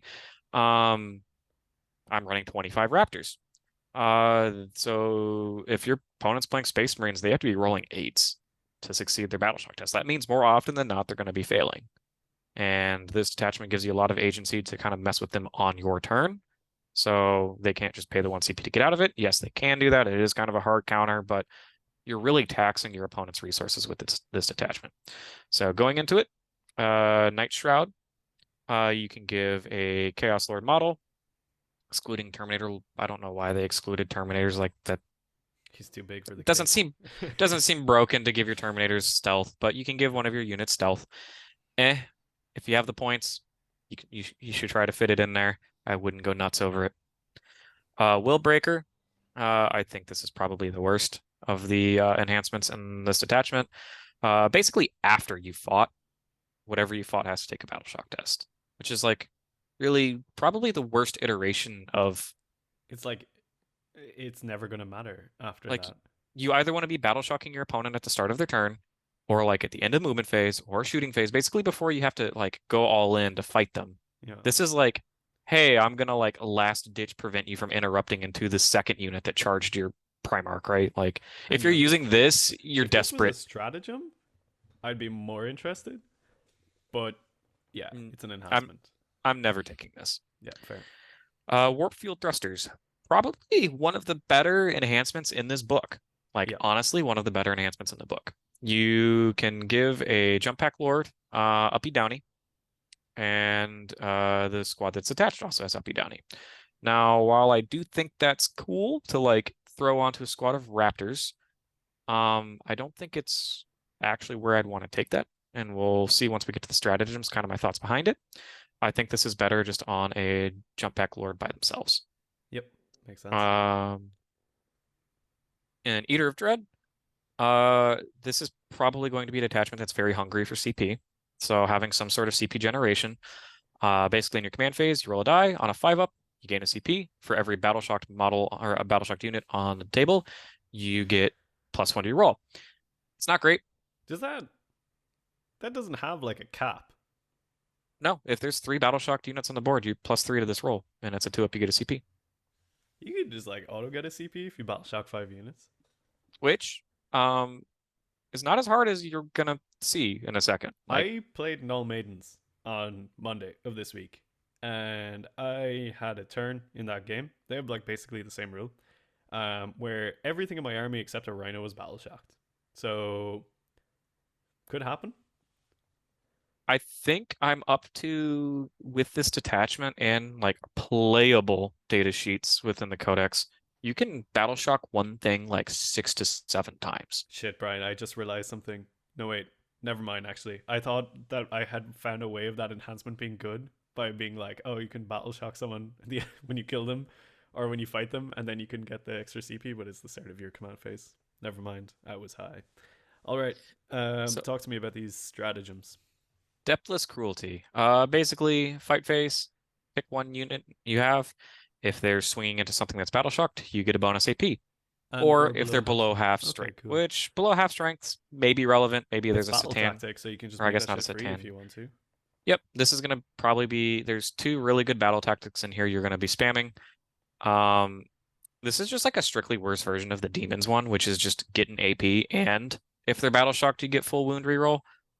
I would have liked to but see I guess something like the this. profile that you're using it on is much better though than demons. I don't know. Like demons have a lot of like AP3 damage too, like devastating wounds. Like I They would don't have have the liked. volume. Nowhere I would near have the liked volume. to see this do something and then give you AP. Like even something small, like reroll wound rolls of 1, hit rolls of 1, something small would have been nice. It's pretty good. It's like, but not great. It's like you'll Anything be that's like using I it. see that is battle tactic, I'm like I don't even care if it's not that good, because like there's so much lords going around that you can just make that shit free. Bloody Example, which is a really cool stratagem. I don't think it is that great. It is very situational. Whenever you kill a character for 1 CP, everything around you has to take a battle shock test. Which, if you are in a desperation mode where your opponent's threatening an interrupt and there's a unit right next to that unit that you just killed, you can try to have like a one last ditch, like, hey, take another battle shock just in case. Oh yeah, you did get battle shocked. Okay, there's a lord in that squad. Now I'm +1 AP and you can't interrupt, which is pretty solid. And if you're playing into something like Blood Angels, like just screwing up their fight on death, like sounds pretty good. Yeah, yeah. No, that's quite good In their actually. interrupts. Yeah. Like you can actually, and they're saving on 8s if you're they're passing those on 8s, which is like a 40% chance they succeed. You have like a 60% chance just to stop their interrupt, which sounds really good actually. That actually sounds really nice now that you put it like that. Yeah, I mean, wow. Yeah, no, that's quite good. Pitiless Hunters. Uh, this is your shooting phase. 1 infantry in your unit in your army gets full rerolls to hit and wound if they're targeting something that's battle shocked. And it's battle tactic. And you can have 2 obliterators hiding 24 inches away, indirect, full rerolls to hit and wound. That's real nice. That's You real have nice. Yeah, that's real good. 32 Reaper chain cannons. Havocs did not get box locked. So if you have 4 Reaper chain cannons, 32 attacks, sustained 6s, full rerolls to hit and wound, that's an orc blob gone. Just Yeah. gone. Dude, So you know this like detachment like fucks with like berserker horde so bad because like you can't blood surge from battle shocked. So you just like line them up, knock them down. like I feel like this detachment actually does really fun, cool things into other melee armies. It may Yeah. struggle to find its home into shooting armies, but it already is kind of like doing fine just because it's a jump pack heavy army, so Mm, it's already dodging those shooty guy. Like this detachment has game. I know people are being pretty negative, but I think it's cool. yeah. Relentless Terror. You can charge in a turn that you fell back. Awesome. Yeah. Really good in Awesome. this detachment. Yeah. That's Just just like jump pack unit falling back over an enemy into the enemy deployment zone and charging something on the home fields. and Brilliant. you have Harken World Claimer, who's an honorary Night Lord now. You can fall back and re-impact charge for more mortal wounds. It's just good. Amazing. Yeah. That's really good. Screaming Descent. This one's got people kind of a little upset, but I think they need to like take a deep breath and calm down. This is the CSM's equivalent of the 3-inch deep strike. You can Okay. drop down with a character or any jump pack unit and point at an infantry or mounted unit, and it has to take a battle shock I just test. read the rest of it. Fuck, man. There's so much battle shock in here. Yeah, there's a lot. There's So, actually enough battle shock in here that it becomes relevant.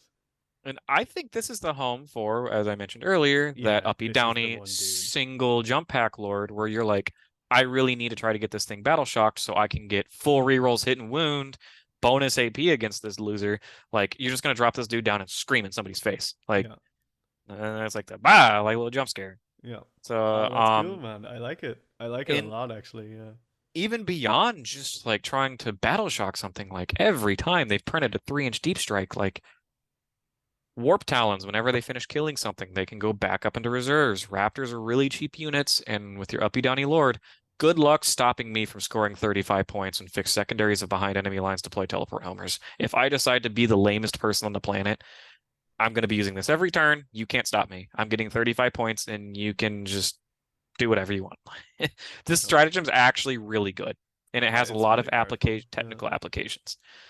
Merciless Pursuit, also a really good stratagem. When somebody falls back from you, if they end within 6, roll a charge roll and run them down. Oh my god! What?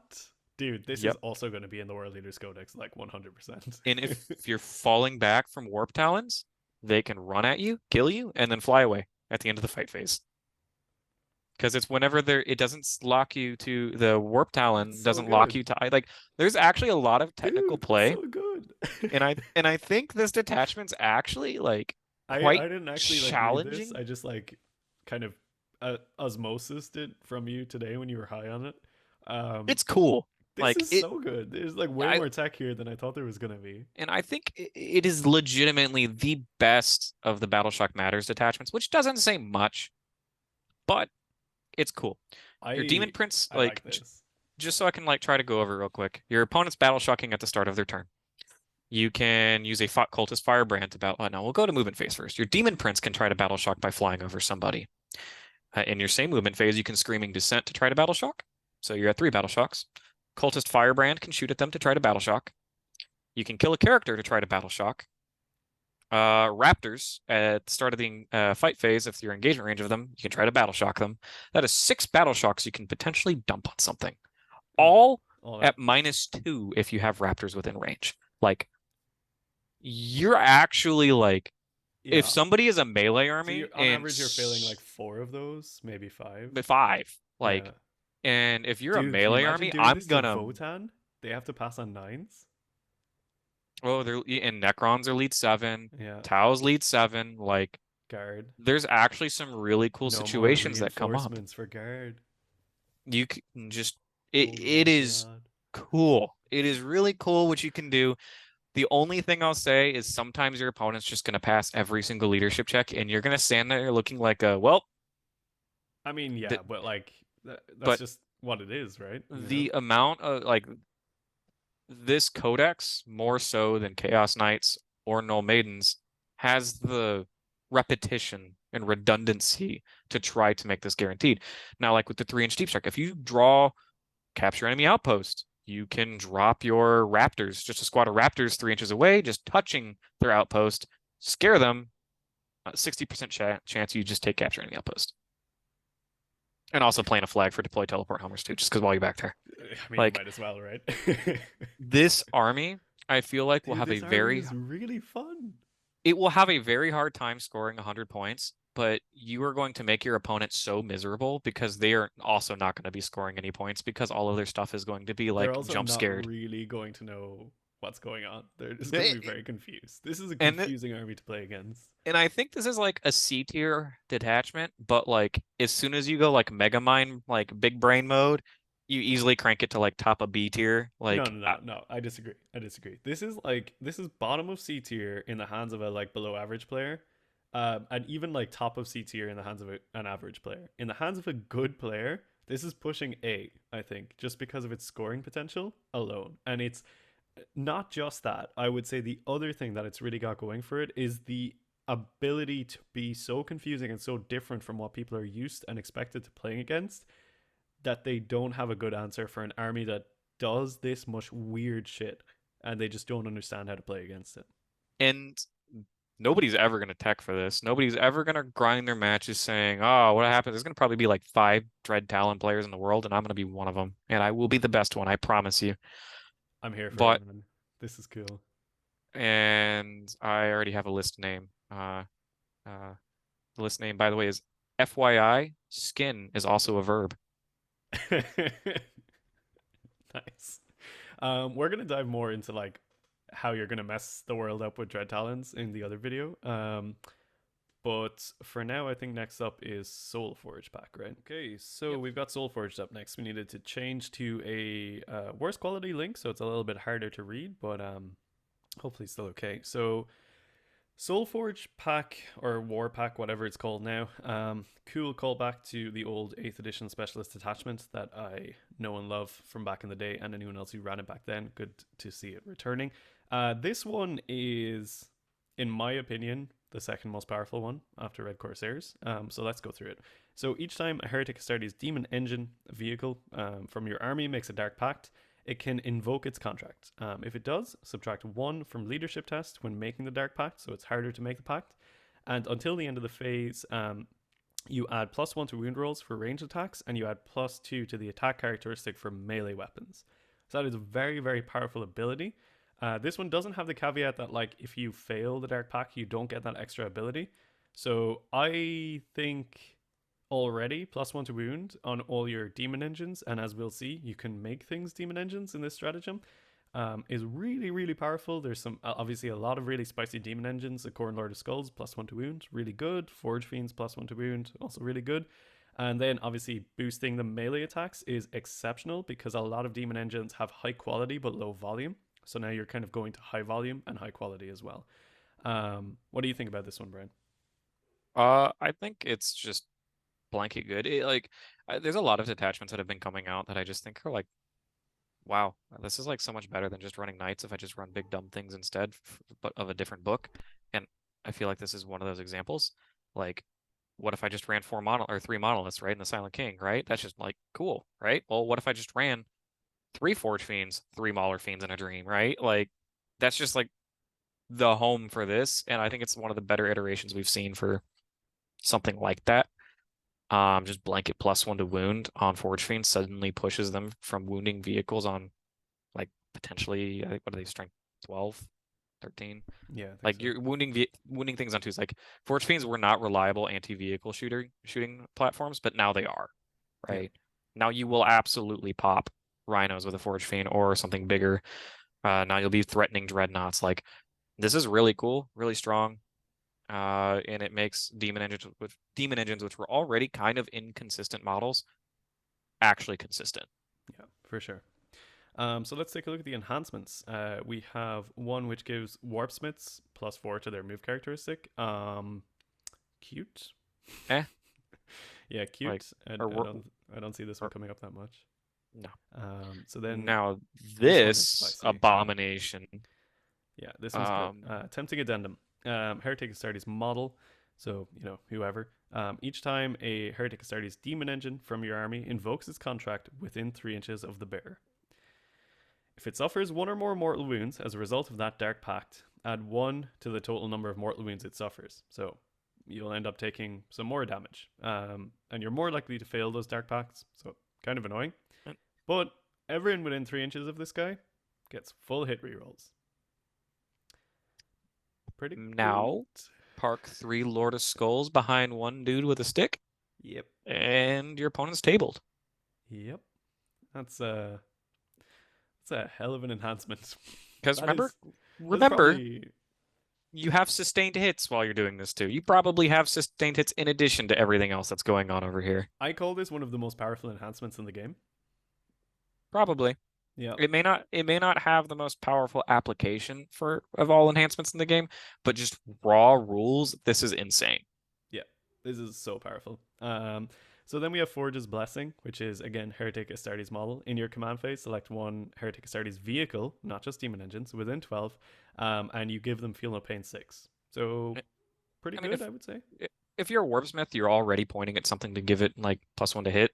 Maybe you're sticking. This is like you trying to commit a Forge Fiend around the corner to like pick something up. You can poke a Forge Fiend out and just give it a little bit more durability, so maybe it survives the slapback. Yep. It's pretty good. Pretty decent. Yep. I think you definitely take the previous one, the addendum one, and then this one is like maybe a take. And then Soul Harvester, I think, is pretty good too. So again, any Heretic Astartes model, while they're on the battlefield, every time an enemy unit within 12 is destroyed, roll 1d6, and a 5+, you gain 1 CP.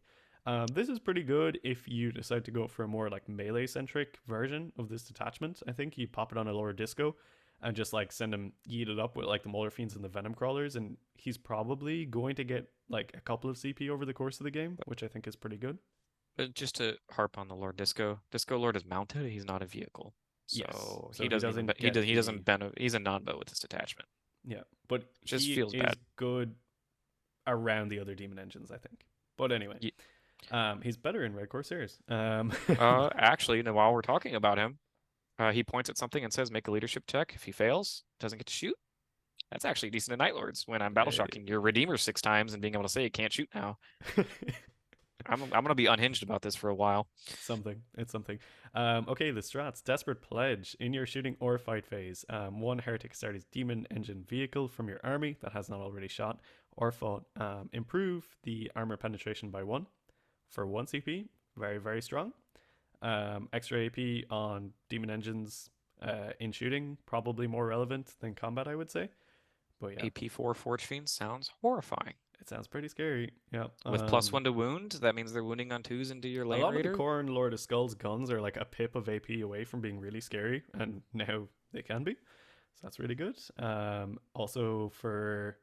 Alright, I'm just going to skip because a lot of the stuff that we're going to talk about here is relevant to what I'm going to say here. So, Demonic Possession for 1 CP, you do it in your command phase, you pick a Heretic Astartes vehicle, and until the end of the battle, that becomes a demon vehicle. So it becomes a demon engine, it gets all the buffs from the detachment, and it can benefit from all the stratagems that involve demon engine vehicles. Why I think this is cracked with the first stratagem is you can have something like a Predator Destructor, with the autocannon. You can fire that thing into infantry, and then you've got AP3 autocannon and heavy bolters, which is wild. Like so good. Not to mention that full rerolls to hit, +1 to wound. +1 to wound from the detachment. You could have full rerolls to hit right next to the guy. That's like heavy bolter hitting, like you're gonna hit with all of it. Now that heavy bolter's wounding on 2s and it's AP3, like your squad's gone. That's a 10-man squad just gone. Don't forget that it's sustained from Pact. Oh yeah. And then the Predator now just picks up 10-man Marine squads and like with its eyes closed. 2, you do this again on the second Predator, and then you have 2 of them doing that. Or the Vindicator. Or any jank that you want. Like the world's your oyster. That's a really, really powerful stratagem. So then Glut of Souls. You do this on a demon engine vehicle excluding Titanic, so no K loss. Until the end of the phase, if you invoke your contract, every time it makes an attack that destroys an enemy model, on a 5+, you regain 1 lost wound to a maximum of 6. That's pretty good. Pretty good, I would say. Yeah, it's pretty. You can't do it on the K loss. I think it would have actually been quite good on that guy. But yeah, it's good. I think if you're doing that on Mauler Fiends or like Vindicators that are getting up in people's faces, because you can actually play pretty aggressively with Vindicators. Like you have to kill things with the Vindicator in combat, though. It shoots into combat, right? Yeah, but you kill them. Oh, it's fight only. Yeah. So what? We're talking only Defilers and Maulers. Maulers, Defilers, Venom Crawlers. Like that's really all you've got going. Yeah. Yeah, I mean, that's annoying for your opponent. If you have a Venom Crawler at 1 and you're like, yeah, it's at 7 now, that could be really annoying for your opponent to deal with. Yeah, yeah, it's something that you can think about. So then we have Unstoppable Rampage. You do this in movement or charge phase. Heretic Astartes vehicle, so it doesn't have to be Demon Engine. It can go through a wall. They have set the precedent, and I'm so glad this exists. It should be a core stratagem. Hopefully, Berserker Cavalry also have this, is all I can say. Yeah, you can Kool Aid Man a Land Raider through a wall and then disembark the guys afterwards and still charge with them. Which Pretty I fun. don't. This is gonna be this is a very cute stratagem because Yeah, it like is. It you have is. to be able to fit completely through the wall, Yeah, and I the saw odds people that being like, "Oh my god, I can breach through a wall with my Cornler skulls." I'm like, that big boy still has to get fully through the wall. Like, and what if there's just like one little cultist waving at you, just yeah, stopping you? Like yeah, it's kind of like a Nanbo lore. Like one little cultist can like hold his hand up and like mm, stop the Lord of Skulls from driving him over. exactly. But Yeah, yeah. Okay, Predatory Pursuit. This is 1 CP. You do it in your opponent's movement phase after they have fallen back, moved normally, etc., etc. A Heretic Astartes vehicle within 9 can make a normal move, but it must end closer towards the enemy model. This one is like just like a worse version of all the other ones that we've seen in this book so far. Um, I guess you could do it if you wanted to like, suddenly screen something with a but tough like to kill model. that's usually your tough to kill models you want to be screening for. Like Yeah, those are usually your models of value. You don't want to be this just. this stratagem is very like super situational. I don't know if it's ever really going to come up. Yeah, It will happen once ever in 10th yeah, edition if you're playing this detachment. It will happen once. It will feel really good when it does happen, and it will probably win you the game, but it will happen once. yeah. It'll probably be against your friend when it doesn't matter. True, true. And then we have Feeding Frenzy, which you do in your opponent's movement phase when an enemy unit is selected to fall back. And basically, what it does is you're falling back from a demon engine. It forces them to take a desperate escape test, and if they're battle shocked, it's an extra -1. Just That's my stratagem. there's a battle shock word in there. It's kind of cool. I would say that overall it's like maybe a kind of a weak spread of stratagems, but with some very powerful ones in there, namely make a demon engine or make a vehicle into a demon engine and then give it extra AP. So I think you're probably just putting all your CP into those two stratagems. The other ones are like kind of like, okay, cool, if this comes up, I'll use it, but you just have to remember. But the raw power of this detachment is just in the detachment rule, comboing with Dark Pacts and comboing with some of the enhancements in there. Um, I personally think this is the most powerful detachment in the book. Red Corsairs is better in the hands of a good player, but this is, in general, the most powerful detachment. Um, yes and no. I'm gonna. I think this is gonna suffer from the same problem. It's a general stat jack. You're gonna be throwing T10 plus like 8, 9, 10 T10 plus bodies at your opponent. That in itself could win you the game. Now these things are incredibly lethal, but I feel like the armies that were already good at dealing with T10 bodies could actually be able to hold their own against it. Like I feel like you're this is skew territory for an army. Oh yeah, yeah. This is super skew. In demon engines, like you're not threatening your opponent turn 1, and if your opponent wants to hide from you turn 2, they can probably hide from you turn 2. And if they're an army like World Eaters that can just suddenly like come running out of the gate and into your face, they can probably still table you pretty quickly. Yes, I think this is a very strong detachment. I'd put it in the exact same category as Iron Storm, where it's just like sometimes it just Yeah, blows this you is off the very much table and an there's yeah. It's an Iron Storm detachment, right? right, but they don't have a Storm Eagle fly around drop like be anywhere I want to be. Um, like the They have the mobility isn't Helldrake. here to put. Yeah, oh, Helldrake's a demon engine, baby. It could be good in this one. It actually has 7 attacks. no, the Warcom article said the Helldrake's good for Dread Talons, That's true. so that's where That's it true. goes. Yeah, the last word in airborne superiority, I think they said. This has Um, wings. Um, so yeah, it's a fun I one. think this is a stat check. It will blow people off the table. If your opponent's not ready for it and doesn't know how to play against it, it's going to seem like it's the most broken thing on the planet. If your opponent knows how to play against it, they're probably just going to have a back and forth, like even game, and it's I think still going to World be a Eaters close have a game. good game into this one Oh, absolutely. Like we can hide compared from to them some of the other ones. all Yeah, day, and then we could wait. Like if we miss advance and charge for the first 2 turns, we still don't have to do anything. Like we'll yeah. just shoot out when we finally get it, and probably pick up the majority of the army in one go. Yeah. I Um, personally think it's very strong, but that's because I don't generally have a great time playing into skew lists like It this. But it's incredibly easy to play. I would put it oh yeah, probably super easy to play. I would probably put it mid A. Fair enough. And in the hands of like a really good player, I mean, and average player, probably bottom A, mid A. Yeah. Alrighty, let's move on to the last attachment. This Oh one's baby, yours. I'm this gonna one's be quiet. all mine. All right, this is the one that I'm really excited about. For many different reasons. I've been waiting for this attachment or this army build for a long time. It is Barney's time to shine. So this is the Chaos Cultist attachment, and this has a rule called Desperate Devotion. Each time a damned model, so damned are like your cultist, a cursed cultist, demagogue, traders, trader guardsman, trader enforcer, beastmen, etc. So every time a damned unit makes a dark pact, each time a damned unit from your army with dark pact is selected to make a normal or advanced move or declare a charge, excluding units that arrive from reserve, which is quite important, it can make a desperate pact instead. If it does, until the end of the phase, add 2 to the move characteristic of models in that unit and add 2 to the charge rolls of that unit. So pretty strong. Each time a unit makes a desperate pact, it must first take a leadership test. If that test has failed, they suffer D3 mortal wounds before the effects of Dark Pact are resolved. So you can potentially take more, like Oh, 2d3 so it's mortal like you wounds. have to take it twice. Yes, exactly. Yeah. That's It's okay. doubling down. That's why it's desperate, right? This is what I was talking about. I destroy my army for you. It's pretty cool. Like obviously, extra movement is good. Extra charge rolls are good. Obviously, not being able to do it out of deep strike means you can't have a bunch of 7-inch charges. But the really cool part here is that in this detachment, Trader Guardsmen gain the battle line keyword, and these guys are pretty fun. You can have 60 of these guys and 120 cultists, and currently that's only 1,020 points. So there's a lot of I play. feel like we just complained about this somewhere. We Like, did, but it's different when I'm doing it. No, but this is much worse. This is much worse because like they're not T5. They don't have a 5-up invuln re-rolling ones, and they can't do any damage. So they wait, also can't teleport. you're telling me they don't have a 5-up invuln? Sadly, not in this version. Not in this version. Oh, so you're saying attaching the cultist character to the unit doesn't give it a 5-up Oh, invuln? for the demagogue ones, yeah, they do. They do. Okay, But but you're you gonna want to be put running 3. them elsewhere. You want to put those with the accursed Okay, because yeah, accursed we'll bricks wait. in this detachment are whack. Like they're really good.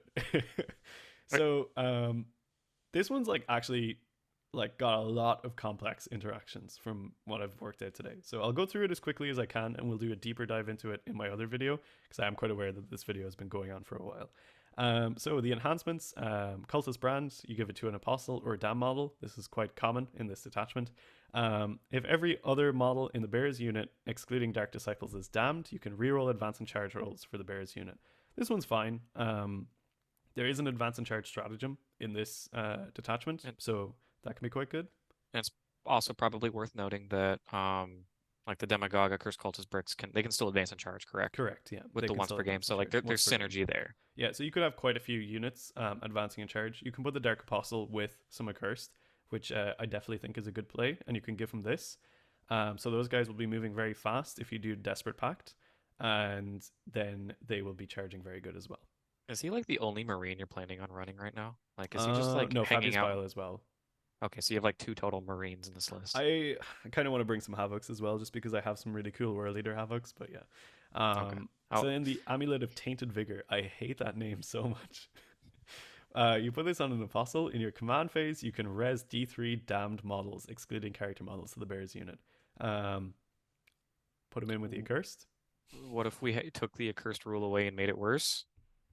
but Made you then pay also points gives for back it to them. So then we to have one squad. Incendiary Goad. This one is kind of weird. Dark Apostle or Dam model, when they're below starting strength, add 1 to the strength characteristic of melee weapons in that unit, and when they're below half strength, add 1 to the attacks characteristic. This one's like less good because it's like the Terminator rule, right? You don't want this shit kind of going on where you gotta rely on your own guys dying. However, you're probably almost guaranteed to be below starting strength because Desperate Packs is just going to kill some of your own guys. But yeah, I Oh don't know. yeah. I don't You're really like that one. what's the leadership of your cultists? Well, they're pretty much all going to have an attached character, so you know it'll be pretty Uh, high. does do leadership modifiers affect leadership tests, right? Yes, I believe so. Yeah, so when we play and you're -2 to your leadership the whole Well, time. it depends. It's like if you're a lot of your rules are minus to your battle shock test. Oh, okay. Yeah, so Uh, that would be different. Then we have Warped Foresight, which gives a Dark Apostle or Dam model Scout for their unit, which is really powerful. Accursed Cultists have already gotten Scout. This is like pretty great on one of the Demagogue squads that attaches to just some regular cultists and scouts up the board. Then you have a pretty obnoxious like 25-man brick with a 5-up invuln, and that's like oddly lethal. that is oddly lethal as well. Yeah. Yeah, that one's pretty good. I like that one a lot. So then this is where it gets real messy for this detachment, the stratagems. So chosen for glory. This is a lot of these stratagems are really powerful. This detachment is super CP hungry. So in your shooting phase or fight phase, you select one damned unit that has not been selected to shoot or fight this phase. They make a desperate pact. Until the end of the phase, all models in that unit can reroll the hit roll, and if they manage to pass the check, they can also reroll the wound roll. So you can have like big cultists or big trader guardsman bricks rerolling all their hits. You can have like accursed squads rerolling hits and wounds. If they've got a character in there, they're probably going to pass that test. Really powerful stuff, I think. So that one's really good. And Selfless Demise. In the fight phase, after an enemy unit has selected its targets, this one is kind of similar to the Iron Warriors one, where you do mortal wounds to them. Basically, it goes off on a roll of a 6 instead of a 4. So it's not quite as good. You're probably not going to use that one much because the detachment is very CP hungry. Then there's Infernal Sacrifice. This is another This is a cool one. Yeah, this is a cool one though. So you pick a damned unit in the fight phase that has not already fought. They must make a desperate pact. If it does, they suffer D3 mortal wounds, in addition to any suffered for failing the resulting leadership test. So you could take 3d3 mortal wounds from doing this. And until the end of the phase, you add 1 to the attack's characteristic on melee weapons in your unit. And if they didn't fail the test, you can add 1 to the strength characteristic as well. Oh no. Because Mm. that's a very important threshold, because that pushes them up to strength 4, and then the demagogue squad gives them Yes. +1 to wound. Yeah. Yeah. It Oh also no. does wild things on an accursed cultist squad, but yeah. Crazed Focus. I also like this one. This one's great on Trader Guardsmen. So you do it in the shooting phase, and you pick one unit that hasn't already fought. They can make a Desperate Pact. Shocker. If it does, every time a model makes an attack, improve the AP by 1. And if they pass the Desperate Pact, the strength characteristic also goes up by 1. So it's It's just a lot of these units have a so lot good. of, it's like gems hidden among the trash. Like, Yeah. I think you pointed out, like, you have a couple plasma guns and sniper rifles, and that's all you care about. The The other 7 trader, guys yeah. are just there to die to desperate packs, just so you can be the most annoying sniper. Trader Like, Guardsman with that strength 6, AP 3, damage 2 sniper rifle seems oh, pretty good. Let's go, baby. Then Reckless Haste is basically 1 CP advance and charge for a damned unit. Really powerful. You can have some big go turns when you combo that with the advance and charge bricks. And this then is the more. Okay. probably the funniest attachment or This is the like funniest stratagem I've ever seen. Like, Mortal Trolls. I stumbled upon something with this stratagem, and I'll talk about it in a second. So this is one one CP. You do it in your opponent's shooting phase, just after an enemy unit has selected its targets for its has selected a target for it to attack. Um, the target is one Heretic Astartes unit that was selected as the target of that attack, and one friendly cultist unit within 3 inches of the attacking unit. The effect is basically until the end of the phase, while this damned unit is on the battlefield, so that cultist unit, each time your opponent would make a wound roll attack that would target the Heretic Astartes unit. If your damned unit is visible and an eligible target for the attack, no wound roll is made. Instead, the damned unit suffers a number of mortal wounds equal to the damage characteristic of that attack. So, basically, what it does is if you have a Heretic Astartes unit within 3 inches of a big cultist unit, you can spend 1 CP, and for the rest of the shooting phase, your opponent has to target that cultist unit until they are all dead. Obviously, the damage becomes mortal wounds, so it's not like, oh, you get saves, and, you know, a las cannon can theoretically kill 6 cultists, but what you can do is you can drive a Khorne Lord of Skulls up the board, surrounded by cultists. You can pay 1 CP every turn, and no one can shoot the Lord of Skulls because they have to shoot the 20 idiots and I think I standing was like, around. I think I was like texting you. It was like, yeah, some It's dude with the so last good. cannon's like lining up his shot, and he's like getting focused in. He's about to nail the Khorne Lord of Skulls in the face, but then there's like one cultist like down at the base of the Lord of Skulls, like screaming profanity at him and like insults his mom, so he shoots him instead.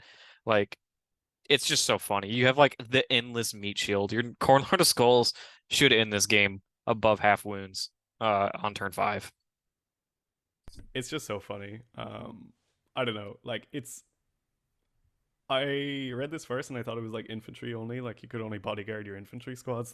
Then I realized you couldn't, and I was like, oh, you can do some dumb stuff with this. I'm gonna talk about it a lot more in my in our video where we dive deep into the detachments. I'm so excited about this detachment. You can do some really silly stuff, and I've wanted to convert up a specific Khorne Lord of Skulls project for a long time, and I'm definitely going to do it now. But like, obviously, you can bodyguard dumb shit like land raiders or like 10 terminators with a guy inside. Like, some really powerful abilities there that you can actually just bodyguard. Um, Overall, it's very complicated because you have to be very careful with like where you apply these stratagems and who you're applying them to, and how you like combo that with like all the different, because a lot of the leaders that attach to these squads give them really interesting abilities. So you have to become very familiar with like, okay, the Dark Apostle is like doing this for the cultists, but he could also be doing this for like the accursed cultists. Then you've got the Demagogue in there as well, Fabius Bile, who can like now attach to accursed and regular cultists. There's like a lot of stuff going on. Um, the Trader Enforcer, who can attack to the Guardsman, can now Overwatch for free, which is not nothing. It's probably not going to be much, but it's not nothing. And yeah, there's a lot of the stratagems are quite complex. You have to layer. It's like the most cursed lasagna that I've ever seen. Um, I think it's a powerful detachment. People have just like completely written it off. They're just like, oh, it's really bad. I disagree. But what do you think, Brian? I think it's gonna be very hard to play correctly. I think it's gonna have a lot of nuance. It's another one of those skew lists where sometimes you'll just walk up to a table and they don't have enough guns to shoot through your cultists, which means the Lord of Skulls is going to slowly blow one thing up a turn. I think that's gonna it's unique. It's probably gonna like if you play this to its fullest extent, people aren't gonna know how to handle it. It's gonna swarm the board in OC. I don't think this is a just like the last time I played against like a really good CSM list, it was mass cultist spam with Abaddon sitting in the middle handing out 4-up invulns. Anytime I see mass cultists, I have to respect it until I It is important disrespect to it. say that So Abaddon doesn't give out the 4-up invulns or any correct. of his buffs to cultist units anymore. So that is an Correct. important one. But I am still terrified of a cursed cultist. They have killed Angron in the past pretty easily. Just 4 big bodies killed Angron. I respect them. It's I'm very terrified easy of to get them. a cursed cultist up to like really silly numbers if you put Bile in the unit and do some of these stratagems to give them improved strength and AP. You can do some really crazy stuff with a cursed cultist here. And Yeah, with sustained hits too. And and they have Scout and Blood Surge now as well. yeah, I think the detachment actually has like the chance to be like a really fun, not really throwing, but skew army that I I I can't even say how well it's gonna do. I know it's like somewhere between broken and like okay.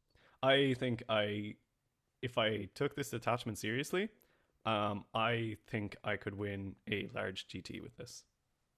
I think I have a better chance of winning a large GT with this than I do at World Leaders. Wow. Yeah, There you heard it. I That's a I statement. actually I have built so many lists for this detachment today. It's not even funny. You can do some really crazy stuff here. Like the sheer amount of bodies that you can dump on the table is insane. Felgor Ravagers are another unit which, on paper, are like, oh, they look trash. They have the damned keyword, so all of the stratagems apply to them. You can actually make them pretty juicy in combat, and they have a Yep. cool new ability where they can strategically reserve arrive from turn one. Yep. And then we can briefly run through some of the data sheets too, just so we Yeah, can let's cut to highlight those some changes. next. So Alrighty. we're gonna briefly touch on the data sheets here, mainly the stuff that has changed. So I guess taking it from the top, Abaddon has seen some fairly significant changes, I would say. So he has lost all the chaos marks, right? He And lo yeah, he lost all the marks and he gained undivided instead. yeah, Um, and he can't give off his aura thing to damned units anymore. So no rerolls for cultists, no 4-up invuln for cultists, and his none of that CP stuff. generation also changed as well, right? Yeah, and he can't attach to legionnaires anymore, I think. Uh, see, this actually starts at C, not A. Yeah, I So, believe he also got locked out of attaching to legionnaires. He can attach, I which think, is to terms and chosen. which is fine. I don't think people were necessarily I think attaching him to I leech. played against a few Abaddon lists that had him attached with 5 Legionnaires as kind of like a blade of wounds and just like dudes who brawl with him, which wasn't nothing. I would say that's like a semi significant change. I think. Okay, yep. Chaos Lord's fine. Dark Commune hasn't changed. Your casual Terminators all the same. Fabius Bile, I think did he change a little bit? I think So he changed a his little bit. profile didn't change, but who he attached to can. So you can attach him to cultists and a curse cultist now. Like I was saying, this is super relevant for the cultist attachment because he can improve the strength and toughness of those units at the start of the game. So he can put up the strength and toughness of the accursed cultist by 1. And then in that cultist attachment, there's ways of improving the strength even more, giving them more AP, making them faster. I think he is going to be absolutely whack in that detachment. I think he still has the thing where he like comes back to life as well. So that's pretty Yep, cool he too. does. Like I just think him inside a big brick of a cursed cultist is going to be really annoying to actually remove from the table.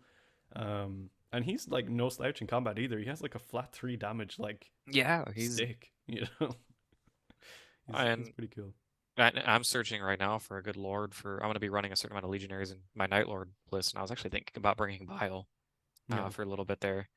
yeah, he's cool. Uh, but I have a really nice bile converted up to be the Galen Serlek, the world leader's apothecary from 30k, and I've that'll never be a cool painted him, double but dip. now I'm like really excited to actually And put it even together.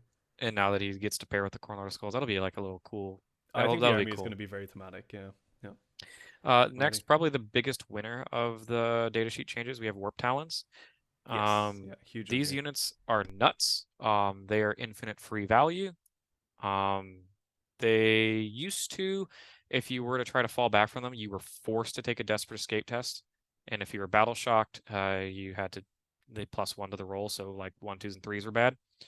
They took that rule away, which is like that was already a situational rule. Like your opponent would be like, "Oh, I'm just not going to fall back," and they replaced that with the end of your fight phase after your unit has if your Warp Talon unit was eligible to fight, it can go back up into strategic reserves. If your opponent's scout blocking you, if they're throwing cultists, hounds, whatever they want to throw in front of you, you can throw your warp talons out, clear that screen, and just be bye, gone, and come back later with a rapid ingress and go take an objective from them. That is actually crazy. That is so good. And their attack profile is already really good. 4 attack, strength 5, AP 2, damage 1, twin linked. I have a question. If you go first and you've been scout blocked, can you clear out a unit of crude hounds, pick them up off the board, and then rapid ingress in your opponent's turn 1? Correct. Holy fucking shit, that's so powerful.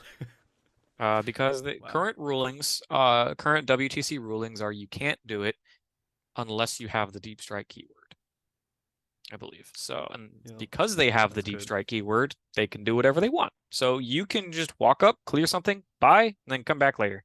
Like there is so many big brain plays you can do with this. Like even if you take like I don't know if I'd run them in 10 mans, I'd run them in 2 5-mans, and you can have 2 5-mans charge the same thing if you're really not convinced you can kill it.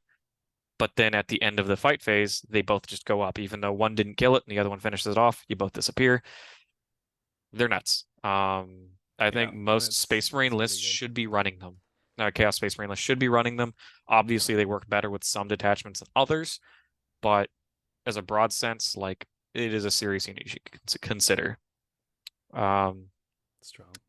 Chaos Spawn, kind of like a side grade, but really more of a nerf. They went They to went to OC OC zero. zero. Feels No, my bad. boys. The warps or the World Eater Chaos Spawn are definitely looking down on them right now. Yeah. Um, Enjoy it while it lasts. they hand out -1 OC in Anora, which can you be reduced to 0 if you're OC1? I don't know. Yeah, I'm not I, sure. I I don't know about that, but I'm probably not taking Chaos Spawn in any situation regardless. Yeah. Havocs, very important, did not get box locked. I thought they were going to get box locked. Everything else like them has been. I I don't feel know like them why they not got getting box missed. locked is like an buff. I mean, I expected them to, and Yeah. I have 4 Reaper chain cannons sitting on it. Those things are so hard to get. Good luck, everybody. Reaper chain cannons into Green Tide is a must. They're really good. Okay. Race Sure. to get them. Sure. 32 Um, attacks, flurry rolls to hit and wound. Like, I mean, if you want to get them, you can just get the like Gatling gun box for Horus Heresy. Just Sure, like, and most people won't complain if you show a heavy bolter and you say it's a Reaper chain cannon. Like the yeah, box comes with two. Like, cool. Chaos Lord hasn't changed. Chaos Jump Pack Lord is a new model that got I don't think its rules got revealed, so Re-released. this is like kind of Re-released, we'll call him. re-released. He doesn't have the Demon Hammer, which is really sad. He only has Um, Power Fist and Claws, right? he has Power Fist and Claws, which you probably almost always want to be taking Fist. The difference is 5 attacks or 6 attacks. Strength 5, AP2, damage 1, twin linked, or Strength 8, AP2, 2 damage. Probably wounding on 2s into Marines anyways. That's probably what you care about if you're throwing him into something. Um, he's really cool. He gives you the free stratagems, battle tactics, and he allows you to consolidate up to 6 inches instead of 3. Okay. So Which is if really you drop, powerful. yep, you drop him down with a squad of raptors. It's the only thing you can attach to. He charges some chaff and then piles onto an objective, steals the objective, and now you're touching a vehicle. Could be really obnoxious for your opponent to deal with. I'm hoping his points are low because he's not Yeah, I really kind of want to see crazy that guy good. sitting around like maybe 90 to 100 point. 60. Ooh, No, relax. hold on. Demon Hammer Chaos Lord as is like 90 points. Okay, but come on, those points aren't staying. Like this book is cracked. There's no way the points are going to stay that low. Yeah, but if he's gonna be low, he has to be lower than the Foot Lord. There's no way. Hmm, That not Demon sure. Hammer is insane. Yeah, we'll see. We'll see. Hellbrute got to change for Yeah, the better, yeah, which is a good sign for us, the World Eater very good players, in sign. 2 years when we finally get our Codex. If you're doing double fists, you get +2 attacks, which is nice because that model was inconsistent to say like the least. Like it just didn't have enough attacks to do anything. So now it has Now it attacks. does. I'm Yeah. honestly more excited for the World Eater change than I am for this change. Oh Because for yeah. Chaos Space Marines, you probably weren't running double fists. You're probably doing something really toxic in the back with a gunline army. Um, but Which for still us, hasn't changed, by the way. and Like that's still very good. yeah, for all yeah, that's still really good. But for all you World Eater players, in a year or two, you'll You be know real what I want to happy. see? I want to see someone model like a CSM Hellbrute with two like pom poms instead of fists, and like he just sits in the back as a back melee threat, and just cheers on the gun line as it blows you into oblivion. Ah, so Cultist rough. Firebrand is up next. Oh, the new Really good boy. Yeah, model. I very good actually boy. was mid video. I was thinking about. I was like, dang, like I actually like might just take 3 and not attach them to anything, and Yeah, just have just 3 more instances of battle shocks just sitting around the board. why not? Like have them pop out Um, of what's the flamer range actually? 12. Flamer range is 12, Yeah, just so like like, literally put three of them in reserve, pop them out of like strategic reserve in turn two or whatever, and just like flame a bunch of stuff and extra battle shock tests. or just do secondaries. Like if you need, I mean, that just an idea. I mean, I think my It's list an is idea. already giving up assassination pretty hard, so why not just double down? Yeah. Um, whenever it shoots, it has a very strong flamer, D6 plus 3, strength 5, AP 1, 1 damage, which is actually solid. Um, its Even better, the ability, cultist attachment when you boost that thing up to higher strength and higher AP. But its ability is kind of irrelevant unless you're playing the cultist attachment where you're making a lot of leadership checks. oh yeah, Honestly, baby, it pops off it's there. so good. You get to reroll your leadership check. Yeah. And every other detachment's like whatever, What but leadership is he actually? The firebrand. 6 Let's for go, some baby. reason. I'm Like just never being battle shocked. You will never battle shock me. it's just a dude with the flamethrower, and he's like, just as brave as an Astartes, sure. And then whenever he shoots something, they have to take a battle shock test, which, depending on your detachment, could be pretty good. Cultist mob hasn't changed. Traitor Guardsman squad, they changed a little bit. Yeah, so they Um, can't take like multiple of the same weapon. Apart from that, I think it's like pretty much the same. I think it's their associated characters that changed a little bit. You can, The yeah, the enforcer. the He can now enforcer lets you Overwatch for free. Overwatch for free, Yeah, which he's is still like he's that's pretty not bad, I would say. that's not nothing, but that's better than what was it before? It could do. Oh, he could. It It was a was something different thing really for bad free. for free. Yeah, I can't remember what it was. It was something rough though. It was just one of the other generic stratagems. They also get the benefit of cover when they're standing on an objective, and since they have like a crap armor save, it actually just like gives them a 4+ armor save most of the time. I think these guys are pretty good. They have a nice like selection of weapons which go well in the cultist detachment. I'm probably going to bring 60. I probably won't put too many enforcers in there. You get the enforcer and the ogre in it, and it literally just came into my mind that you could put them in a rhino because it's still 12. and the idea of like 11 dudes crammed into a rhino with an ogren. It's pretty funny. The ogren doesn't do shit. He gives the enforcer a 4-up feel no pain while he's still alive. So it only ever Man, comes up if you're being precisioned. when if somebody's precisioning your enforcer, they're already being like needlessly What kind of malicious. a sadist are you? Like, Leave him he's alone. okay, next up, following the Go. damned thought line, we have Felgar Beastmen. They actually got pretty good, depending on what their points cost is. They could actually be pretty insane. Yeah, they're Being able to come on 95 the, points at the minute though. Like they're pretty but expensive. there's no way they stay there. That was I don't probably know. They 40 points more than they they did should have lose been. Scout. They had Scout. They did lose Scout, but now they just show up where they want turn one anyways. So they You can walk gained them on the board a turn earlier. yeah, and if you they basically count the battle round as one higher for strategic reserve, which means you can strat reserve them in turn one. They're pretty good, I would say. They're probably only relevant in the cultist detachment, but they become quite relevant in that detachment, points depending. I mean, like it's 10 T4 bodies that run around the place for like 90 odd points currently. It's not nothing. They don't really do any damage, but they can be a nice thing to just toss out on objectives early doors. I don't know. Their points would need to go down to 70 for me to like really consider them, I think. Man, okay, I just got to the Helldrake. Um, It's still I, bad. it's still bad, by the way, and GW recommended them for the Night Lord attachment, and that might be like the biggest meme of the year so far. Mm-hmm. It does have absolutely nothing to do with morale, and it gets +1 to hit when it's attacking something with fly. Great. Yeah. Only has 5 attacks. Venom Crawler did change. Venom Yes. Crawler is now only in melee. Can't shoot stuff to get bonus attacks. It's the only change. Feels kind of bad. The model wasn't really being ran, so I think it's really good in Soulforge though. I don't think that model was bad. Like, I'm not going to advocate for that before. It was like very fringe. Like, it definitely could pop up, but like, it didn't need to get that nerf just randomly. I kind of disagree. I thought if it was as good as it used to be in some of these detachments, it would be pretty cracked. I would say. I still think we're gonna see like 3 of them if people are running Soulforge. They're a really good unit to like break the line. When you consider like +2 attacks on those guys and potentially 1 CP, just push them through a wall. and that's Like fair. I really think they're quite good. Mauler Fiend, I don't think you're playing this in any detachment other than the Soulforge detachment. And even then, It ignores modifiers to advance and charge rolls. That's it. It used to say reroll advance and charge rolls, which is significantly better. That is gone.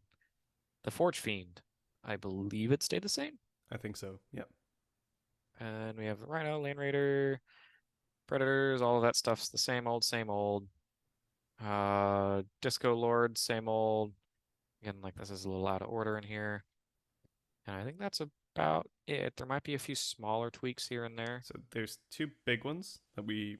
Oh, didn't- I yeah. didn't see the Possessed. So possessed don't get like dev wounds forever. It's just a once per game ability now, which is really big. Really big change for them. Possessed were very scary. Now they are still pretty scary, but nowhere near as oppressive as they would have been if they had some of these attachment rules. So thankfully that's gone.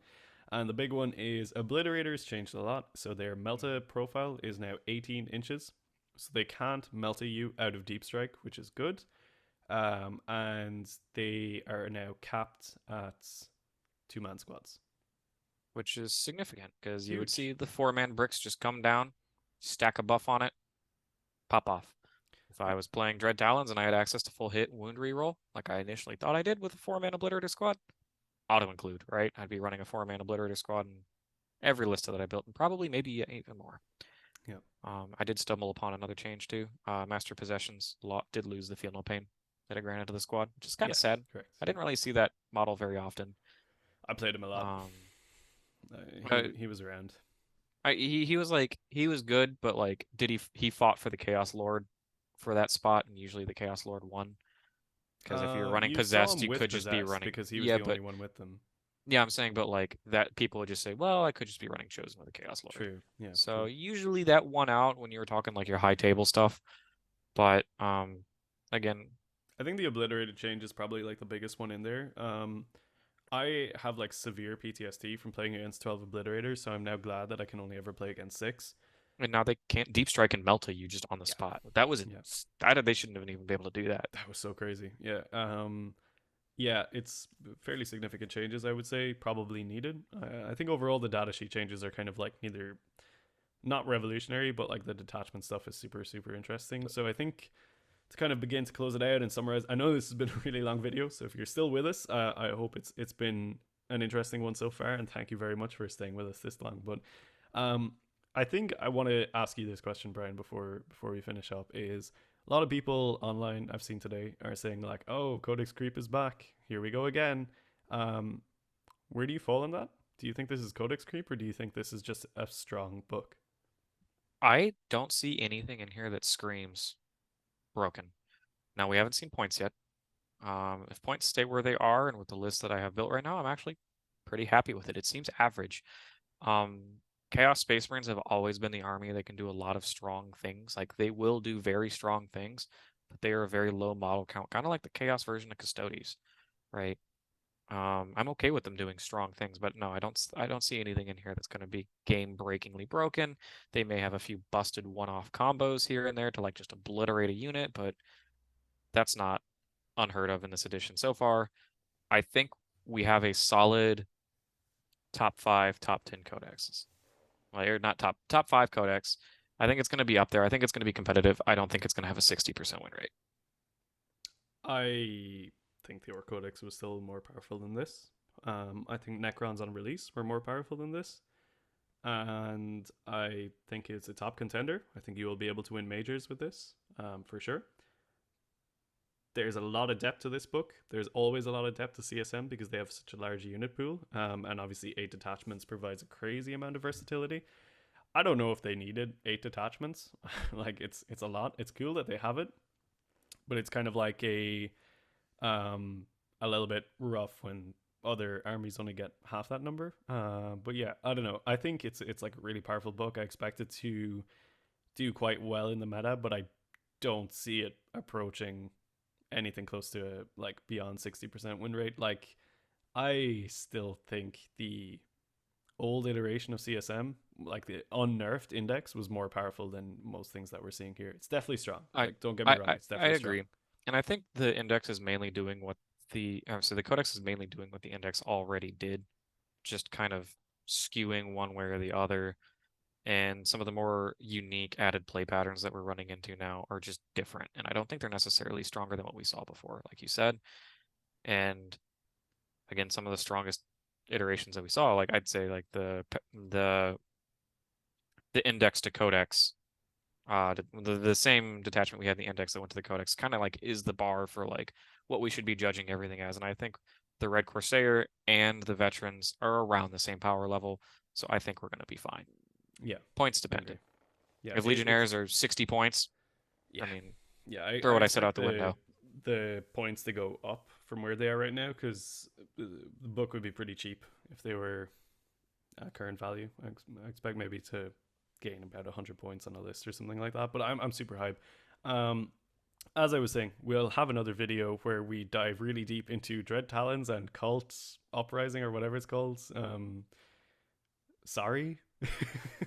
I mean, you're going to see a lot of content out there Yeah, for how to play veterans and how to play some of them are broken detachments, or I won't say broken, the stronger, like the more obviously strong detachments. So I think we're going to be yeah. bringing a Like lot more like on the Red about Path, the like book you won't hear. when it comes to the competitive shit, we're gonna be talking about world eaters, right?